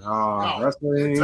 That's great. What's the tattoo over here? I got the biceps, bro. Don't fucking think I won't. Salvatore said he challenged me to a match. You don't want that shit. You don't want that shit. All right, enough of me. Let's get to AEW, right? Yeah. We talked about Collision. We talked about Rampage. These are a look at your champions. The TNT Championship is obviously vacant. We'll find out who's going to be the TNT champion, and we're going to save that discussion to end the show. So for now, let's get straight to Dynamite. A very good show. I enjoyed it, and the reason it was a very good show is because of the way it ended. That ending between Will Ospreay and Swerve Strickland to me saved the show. Because the only thing I liked other than that was the Roosh and MJF stuff. Other than that, I thought the show was a little flat, but that ending was phenomenal between Will and it was good, man. Will and Swerve killed it. They killed it. Storms, what did you think about Dynamite as I show the slides?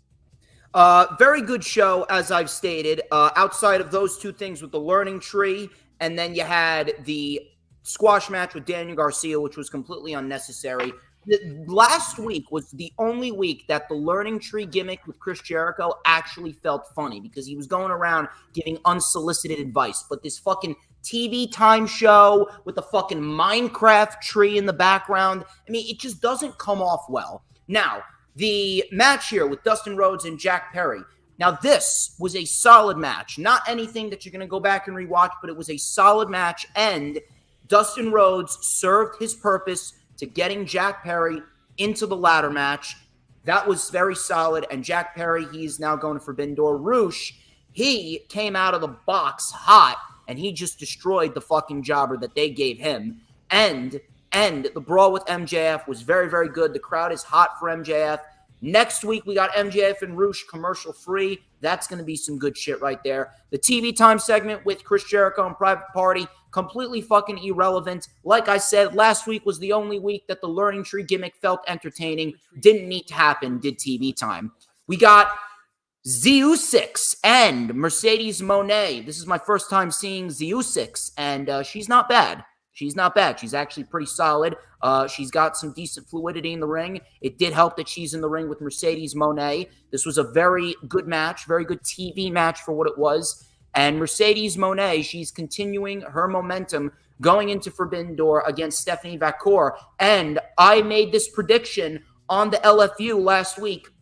I think that we're going to get a 2022 FTR-like year with Mercedes. She's going to be draped in gold by the end of the year, and she's going to be in contention for Women's Wrestler of the Year. This was a solid match right here, and the match with Stephanie Vacour, that's looking good. Mercedes is going to be Mercedes 2 belts by the end of that show, and I do believe that we're going to see a lot more cross-promotional matches with CMLL now that Forbidden Door season is starting to heat up. So I'm hoping we see maybe Stephanie Vacour on Dynamite wrestling here and there. The 6-man tag team match, very, very high octane, fun paced, very, very, very entertaining from start to finish. If I have anything, I'm going to throw it out there. This match did not have a right to be as good as it was. Always love seeing Mark Briscoe. Kyle O'Reilly looks great. All 6 of these guys are fantastic, and much needed win for the Don Callis family with Kyle Fletcher getting the win. That was very much needed. And if we're looking at Kyle Fletcher and Mark Briscoe potentially down the line, I mean, you could take my money there. I am certainly going to be intrigued by that. That right there is a big-time matchup. Maybe we see that at Death Before Dishonor. Maybe it's a title-for-title match. Who knows?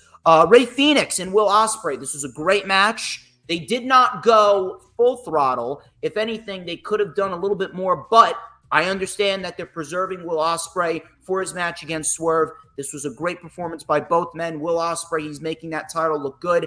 And the ending with Swerve Strickland getting in Will Ospreay's face, Will Ospreay taking the championship from Swerve, and then Swerve saying, "You're lucky we're still friends, because if it were anyone else, I would have put them in the grave."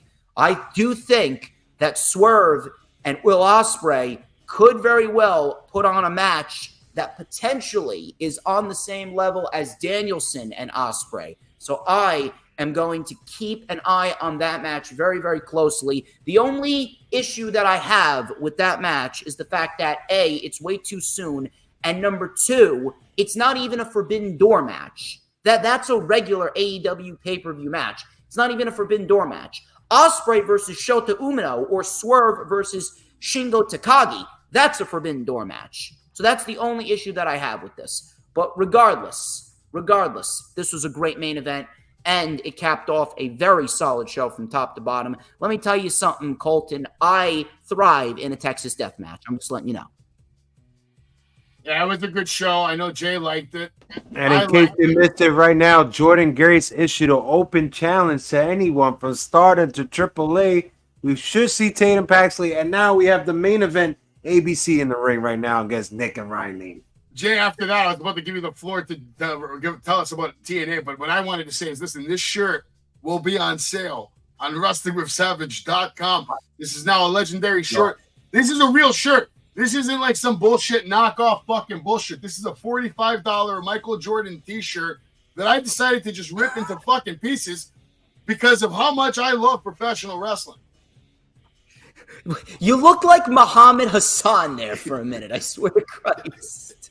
I think Marty Jannetty is rubbing off on me, man. I've been... Here come the brothers coming out here, ready for the main event. Maybe I've been rubbing off on Marty.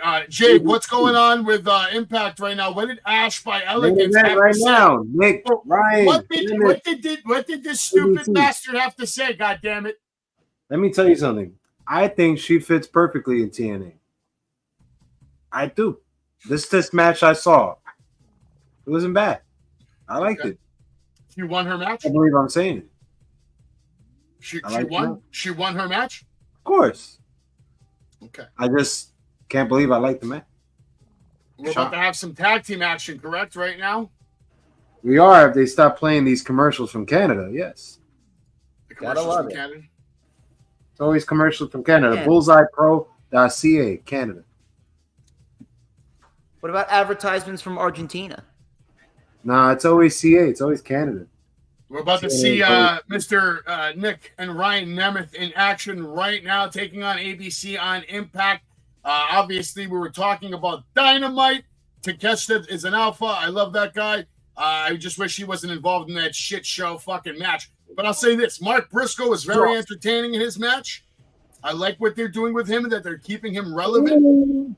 It's always a good time to me. He gets a big pop. I want to talk about this, though. And we'll do a round panel here. I'll start with you, Storms, because I already know what Jay's going to say. But I want to see what Jay's going to have a response to you. So I'm going to ask Storms the question, and Jay, you respond to it. Storms, do you think Hook is going to stay in AEW and be a world champion, or is he going to go to NXT? Do you like what they're doing with him and Samoa Joe? Do you think he's getting over? Do you think he's a successful talent? Yes, Hook is a very successful talent, and this partnership with Samoa Joe is going to aid him. Samoa Joe bringing in Shibata and Hook. It's actually a partnership that I never thought that I needed. And if they want to, they could experiment with Joe and Hook as tag team champions. Or if they want to, they can experiment with Joe, Shibata, and Hook as trios champions. I would not mind if they take the championships off the Bang Bang Gang, and then we can move Jay White up into the singles championship title hunt. Now, do I think he could potentially go to NXT? Maybe. And you know what? I do believe that that's going to be a good spot for him. However, after he gets done with NXT, I don't see him succeeding on the WWE main roster because, like I've stated in the beginning of this stream, WWE, they do not put any effort into anyone other than their big stars. Everyone else is virtually irrelevant to them. So I don't know how successful Hook could be in WWE outside of NXT. I don't know if he's ever going to be an AEW world champion. I think that they could potentially experiment with them being a TNT champion or maybe an international champion, depending on if they want to put him in the Continental Classic, maybe a Continental champion. It all depends. It honestly all depends. I don't know where Hook goes. I don't know where he's going to end up. If you're asking me, Hook is probably a big question mark right now as to where he ends up, but he is versatile. Jay, you have a response to that? Yes, I am praying that Hook gets injured in the next thing he does. Please, Hook, injured your fucking self. Thank you. We fire him, please. Jay has hatred for Hook. Hatred. I am praying. All right, Mercedes Moné, though. How about that, Storms? Mercedes Moné, man. To me, her match was shit on Dynamite. I don't know what the fuck you're watching, man. It was very solid. No. For someone that's the best in the world, and she made like 3 different mistakes. Come on now. What you're harping on one Hurricane Rana spot. What were the other mistakes? Three Hurricane Rana spots. One Hurricane Rana spot. It was it wasn't that one. I'm trying to name them. You won't let me. The other 2 mistakes was that she showed up and that she actually put on ring gear. Those were the other fucking 2 mistakes. You want to say what the mistake is? You're not letting me take over the show here. I'm the guy speaking the facts. Waste of money. $5 billion. I could have taken that money and hired more superstars around the world and made them fucking all studs. Mercedes Moné's a waste of fucking money.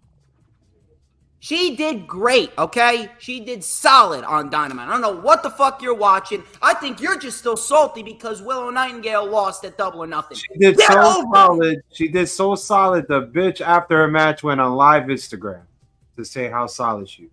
That dance has to stop. It's a fucking disgrace. It's worse than fucking Daniel Garcia's stupid dance. No, Daniel Garcia is amazing. Exactly. Dynamite was not. Daniel Garcia is awesome. He is amazing, but Mercedes Moné, that dance has to stop. That shit is out of hand, okay? I'm not watching this shit to watch you fucking dance. You're not even a stripper. You don't have the most incredible body. Besides, and ZU6. And here comes the tag match. All right, how about this fuck? Becky Lynch is better than you. Bailey's better than you. Charlotte Flair is better than you. No, Charlotte is the worst of the horsewomen. Charlotte Flair is the greatest female of all time. Human. I'm not talking about wrestling. She's the greatest female human to ever be born. Who? Charlotte Flair. Fuck But she has one leg. She's more important than Aunt Jemima. But she has one leg. Thank you, Jay. Finally, we agree on. That is not true. She has 2 legs. She hasn't had it amputated just yet, okay? She's not in Marty's situation here. Charlotte, right? Just like your tits. She has one leg. Charlotte Flair is a phenomenal talent. Her match with Rhea Ripley, 20 years ago. Her match with Ronda Rousey, like she set herself apart. Time ago. That's like 10 years ago, 5 years ago. Herself apart, man. It's over. Learning tree. Oh God. That was what one of two bad segments. Yeah, like what are they? I feel bad for Big Bill right now because I want to see him wrestle. He needs to be wrestling. He needs to be wrestling. Big Bill should be fighting in the ring, but instead he's doing happy-go-lucky shit with the learning tree. Listen, film that. He can do that, but have a match to go with it. If anything, you could have booked Big Bill and Brian Keith versus Private Party on Rampage, and that would have been something of substance. I'll say this. Listen, Jericho's this close to having something magical here with Big Bill. He needs to transition into a manager role. Somebody who wrestles very part-time, only for special occasions. He can be like a Bobby Heenan right now, reincarnated with long hair. Because of his knowledge and experience and background in the business, he can be a perfect guy to take Big Bill and attach all the heat that Jericho has. Attach it to Big Bill. Make the fans hate him. Make the fans want to see him get beat up. Get him over. This is an opportunity that you can take, Jericho, and to take a guy who has potential, who's 7 feet tall, and you can't teach that. Now that I do believe is a possibility. It all depends on where they place him, because it's very, very tough to find a spot for Big Bill right now when there's a lot of wrestlers who are ahead of him. Yeah, you're not wrong about that, but that's just because of pecking order and shit. Talent-wise and pure look-wise, if we're going just by pure look and actual ability in the ring, Big Bill's probably the best big man in the company right now besides Kill Switch. Okay? Let's be honest. Do we have the interview to show the people? Oh, gosh. I'm not showing that thing again. I believe in my heart if Kill Switch was booked properly, he could be a world champion, but I'm not the one. I'm not the one booking him. No, you're right. You're right. I think you are absolutely correct. Dude, he's somebody the fucking. First of all, do you know what kids love more than anything, DJ Storms? I know you don't have a kid yet, but do you know what kids love more than anything? Little kids. Do you know what they love? What? Fucking dinosaurs. Goddamn. That is a fucking walking dinosaur. Reincarnation of the Undertaker. The only Kill Switch I'm gonna like is the video game. Okay, Jay, you're an Ash by Elegance fan. You have no right to speak. Well, listen, Jay hates AEW. You hate NXT. This is gonna work out well. Xbox, you got me sold, but I'm obviously a WWE lifelong fucking fan. But at the same time, I have a love for professional wrestling. I don't care what companies provide. Play the interview. As long as play the interview. Let's hear what Kill Switch thinks of your comment. We're approaching an hour. What we're talking about, Storms, is Kill Switch's response to what Savage has been saying. We want to hear what Kill Switch thinks of him being AEW World Champion. Savage, do we have the video? Please play it. I'm curious now. All right, you guys hold hear Kill Switch response. You guys hold down the show. I'll find the video. Hold down the show. We're holding down the show. Trust me on that. But the fucking show. Where's the fucking video? He's gonna find it. But I'll tell you this. Name it Ace Austin going on right here in the ring, being all technical right now. Not a bad match. This is pretty good. If they do book Kill Switch right, I do think he could be a solid top guy. It all depends on where they place him. It all depends on if you can structure the show in a better light, because that's pretty much what it is. Because if I'm running a wrestling company, you know what I'm doing? I am planning out like 5 champions down the line for each championship, and I'm sticking to those plans. I'm looking forward towards a long-term vision. The problem with Tony Khan is that he's booking week to week, and he's not booking long-term. But if he booked long-term, Kill Switch could absolutely be a top guy over there. I mean, he's had great matches with the likes of Darby Allin. He's had great matches with the likes of Jack Perry, great matches with the likes of Swerve Strickland. So he's very good at what he does. But as of right now, I think that he's just going to remain the lackey to Christian Cage. Speaking of Christian Cage, I do believe that Christian Cage is going to be the 5th man for the Elite inside Blood and Guts. That's what I'm calling right there. I agree with that. But I am going to say this. I mean, I feel like AEW had many, many opportunities to bring up stars. Here's a few for the first 2-3 years of the company. Sammy Guevara, Darby Allin. Who else was you talk about Luchasaurus. I'll put Luchasaurus there, and a couple others. But and Hook. I'll put Hook there too. How about that? I'll put Wardlow as well. But when these guys are really hot, you got to take advantage. I think the problem with Hook is that we took advantage. We got a big reaction when he first came out for his very first match on AEW, and then we used him like we always do every single week, and people got tired of it. Wardlow had a great run, bodyguard of MGF, great storyline, reminds me of Kevin Nash and Shawn Michaels. Great build-up. Wardlow being all-powerful, destroying MJF, and then after that, it goes to dog shit. And the same thing with Luchasaurus and Jungle Boy. These two should have been AEW tags long time ago. Probably the first year. They were tag team champions, though. They were tag teams. For the first year of the company? I don't think the first year. No, they didn't need to be. They were tag team champions. I think they should have been the first year in the company. They should have been tag team champions. Sure. I think Jungle Boy had a good run the first year. But here we go. A big event in New York City. Salvatore Promotions bringing you the best in wrestling today. I'm here with Serena Deeb, who's killing it on AEW. Fast forward this shit. You look beautiful. You look fantastic. We are about to hear the Switch response to AEW World Champion comment by Seth. Next to Luchasaurus, who's looking at those cannolis like it's Sponsored by Martha's Lucha. Are you looking at them like they're Adam Copeland? These are Adam Copeland cannolis. Are you going to do something about that? We got a good one there, guys. Nick will take care of Adam Copeland real quick. Here it comes. Salvatore Promotions, Martha's Country Bakery, Serena World Deeb, trying the cannoli. Let me know what you Here it think. comes. Martha. Here it comes. This is where Day is right. What the fuck do I want to use in the cannoli? The best cannoli here at the best event, the big event, New York City, Savage, Salvatore Promotions. Come on down and see Luchasaurus, future AEW champion.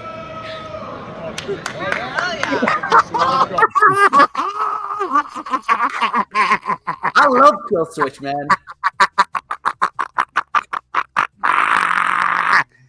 That's the response to your comment. That's what he fucking thinks of your fucking comment.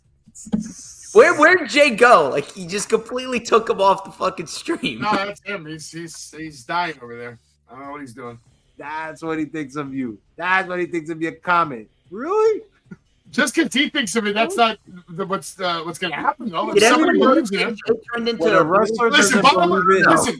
I don't believe in Jay, the wrestler. Jay, you're not wrong. But listen, Jay, you're not wrong about that at all. But I'm not wrong about wrestlers when I see them. The first time I laid eyes on Kill Switch, Luchasaurus, all right, and they were Jungle Express. The first time I laid eyes on him, and I saw this big giant man choke slamming people with ease, kicking people in the face, hitting the ropes, jumping over the top ropes, hitting, punching, kicking, selling. I was like, this guy is fucking good. That's the reality. Very good. He's a good wrestler, Jay. The problem is you're an asshole. Oh shit! I'm having fun with Jay just cough laughing right now. I Oh swear. my god!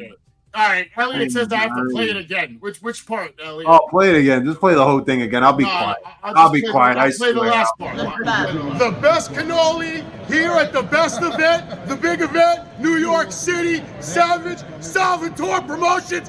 Come on down and see Luchasaurus, future AEW champion.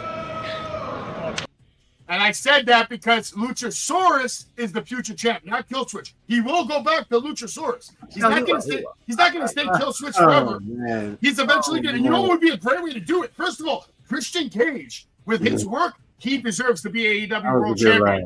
And then Kill Switch turns into Luchasaurus, devours him, he becomes World Champion. The story's there. Are they going to pull the trigger? I don't know. I know I fucking would. We'll see what happens. We'll see what happens. But I'm looking forward. Storms doesn't think that. Storms. By the way, before I ramble on, shout out to Martha's Country Bakery for always supplying me with the best cannolis, cupcakes, cakes. They got a sponsor. You got to talk to them. You got to talk to them and say, "Hey, look, I got this show. I could sponsor this shit. Let's go." We're already sponsored. We're already sponsored by Martha's. You guys need fucking cake? You have it. What's the problem? You want me to talk to them? There's one in the story. I know. Jay, after some of the things you've said tonight, I don't think I want you talking to anybody. Me or Killswitch? Probably both. Yeah, maybe Killswitch too. Jay's right. Jay's right, those Storms. Yeah, Storms are trying to do should have had confidence right there. TNA was going on. Really? Like at this point, that response, I'm not going to lie, even to me, I'm like, damn, I guess he's just happy with where he is, what he's doing. He's complacent. And you can't be that. I guarantee you one thing Braun Breaker is complacent. Well, I think some wrestlers just get comfortable, man. And when you get comfortable, you don't really want to put your all because you probably think you're not going to even get far. Now, Storms, I don't think you want to take an elbow drop from me. I don't want to give you an elbow drop, not yet, at least. I mean, you could try. I gave Toto Tom an elbow drop and I broke his rib. Speaking of which, Toto Tom, I'm telling you, what zero talent and charisma. What the fuck are you on, Colton? Let me tell you something, motherfucker. I am the most charismatic guy that you will ever fucking come across, okay? I'm the guy that people wish that they could be, okay? You ain't that's what Killswitch and trash me.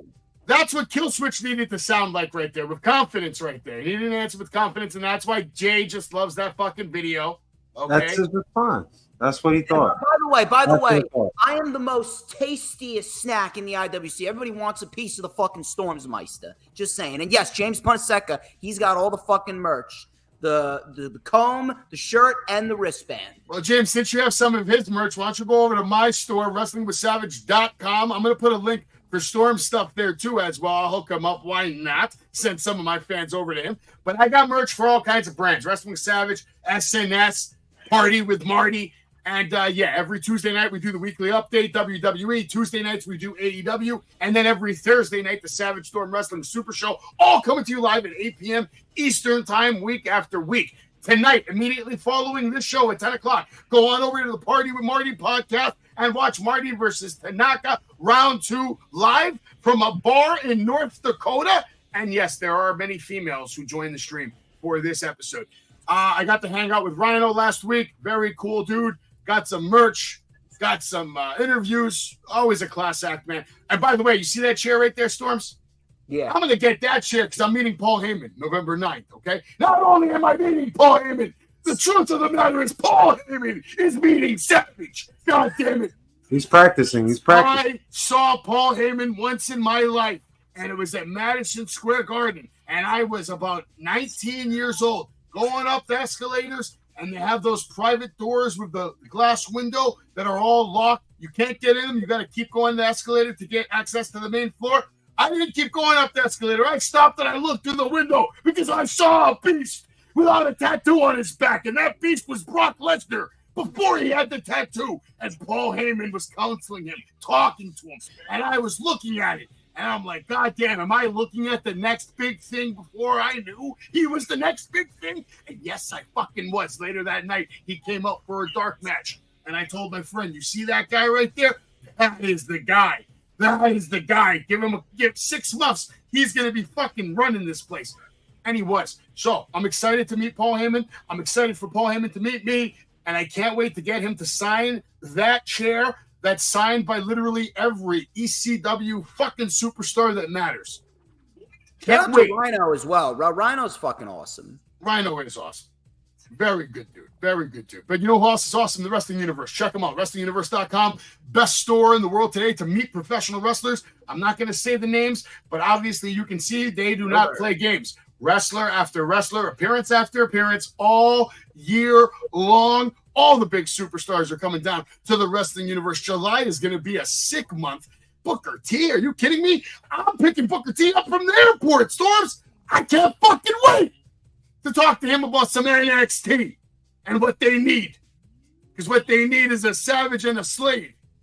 They need DJ Storms. That's what they need. You got to pick Vince Russo up from the airport. Pick him up. On our first show, didn't you say you didn't want to work for them?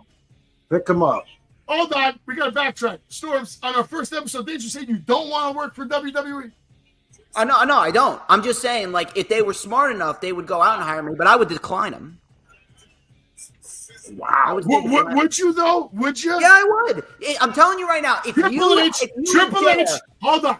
Triple H shows up to your house with a limo, right? Says, get in. You're not getting in. Ask him, well, where are we going?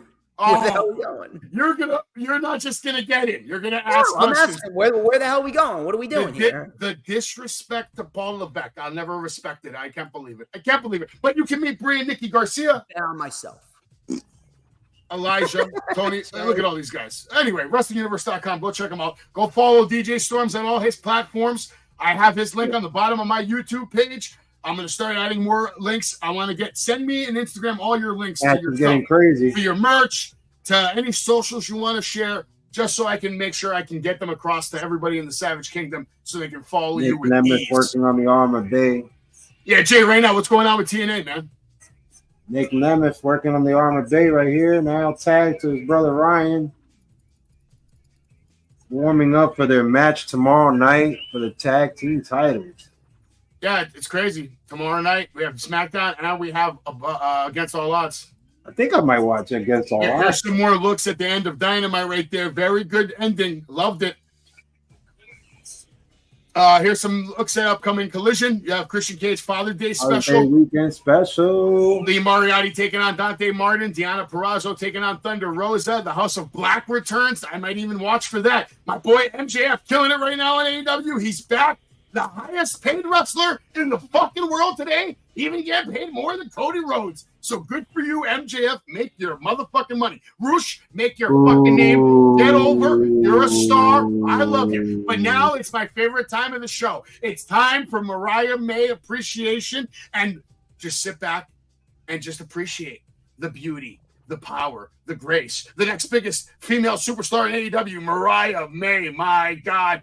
Storms, this shit is all good shit. Like, everything that they're doing with Tony Storms is 10 out of 10 on a Dave Meltzer scale. 10 out of 10. Do you agree? I don't know, man. I think I'm leaning a little bit more towards Mina Shirakawa. I want me some Mina. I'm okay with that, man. You like the Asian? I understand it. I get it. Look at her. Look at this. Is that video of her dancing? How can you not?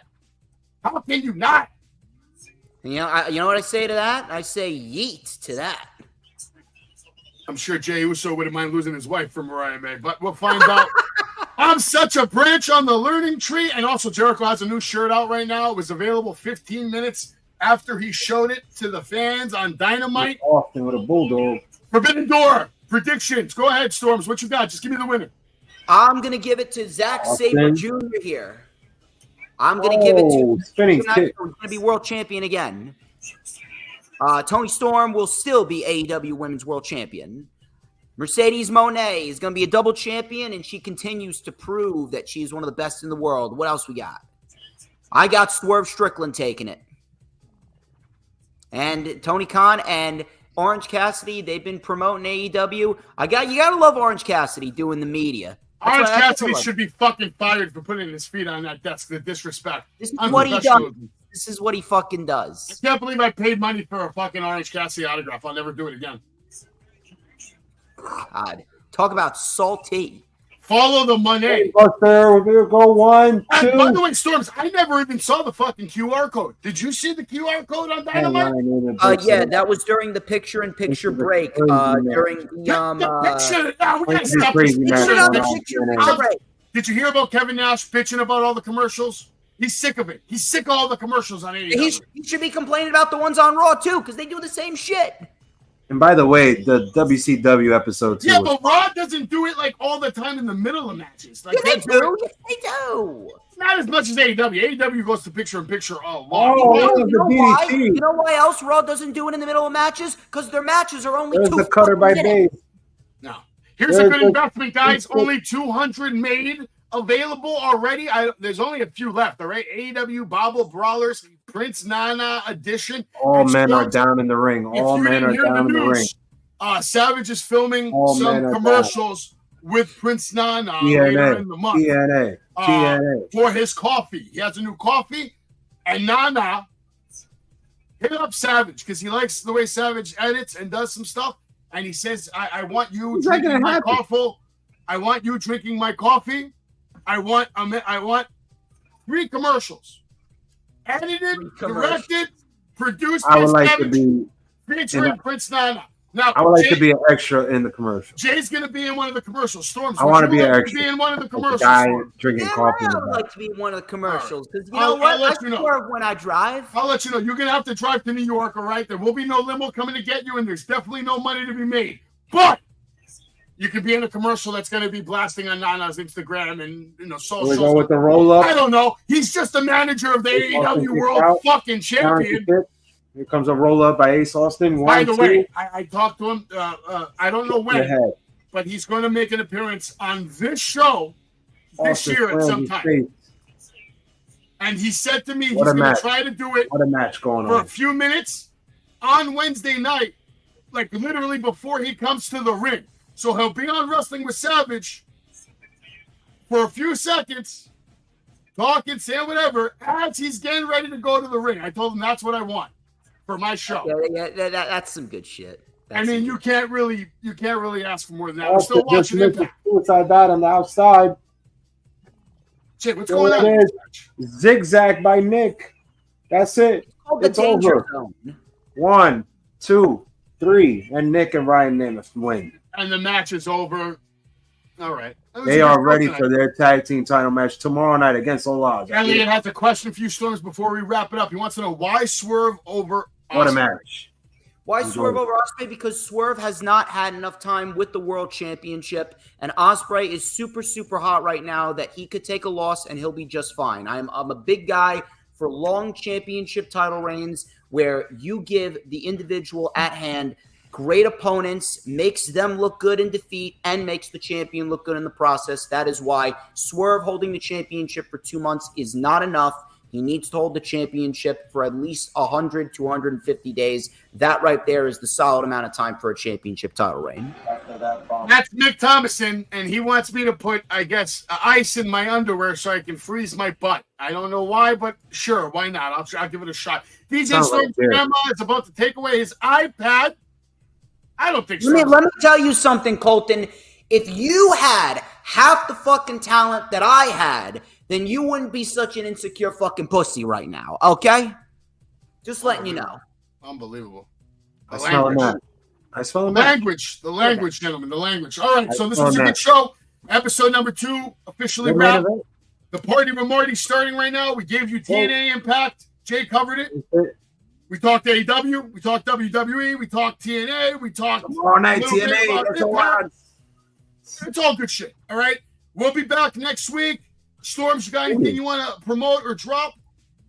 Yeah, follow me on social media at HistoryMaker DJ Asphalt on X and Instagram. Like the official DJ Storms business page on Facebook. Check me out on Rumble. Check me out on YouTube. DJ Storms, you can't miss me. I got the logo right down at the bottom right there.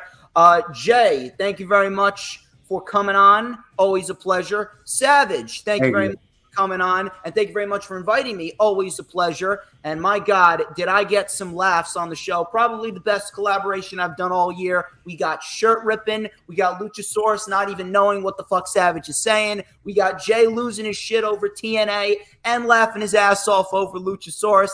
It is a great show. Left, right, and center. Great shit from top to bottom. Thank you very much to the both of you. And you already know we run the fucking IWC now because this right here is the greatest podcast, show, whatever the fuck you want to call it, that you will ever watch or listen to on a Thursday evening. That is correct. Jay, you got anything you want to shout out before we get the fuck out of here?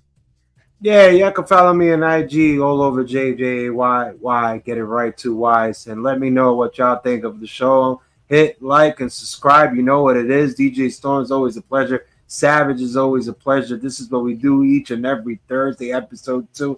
We cover a lot of wrestlers. We give you our opinions. You may like it, you may not. You may call me controversial, but who gives a shit? You're still going to watch. He's not lying. You are still going to watch, and I'm still going to fucking... Come on, Savage. You can do it. It's so strong. I don't think you can rip it anymore. It's so strong now.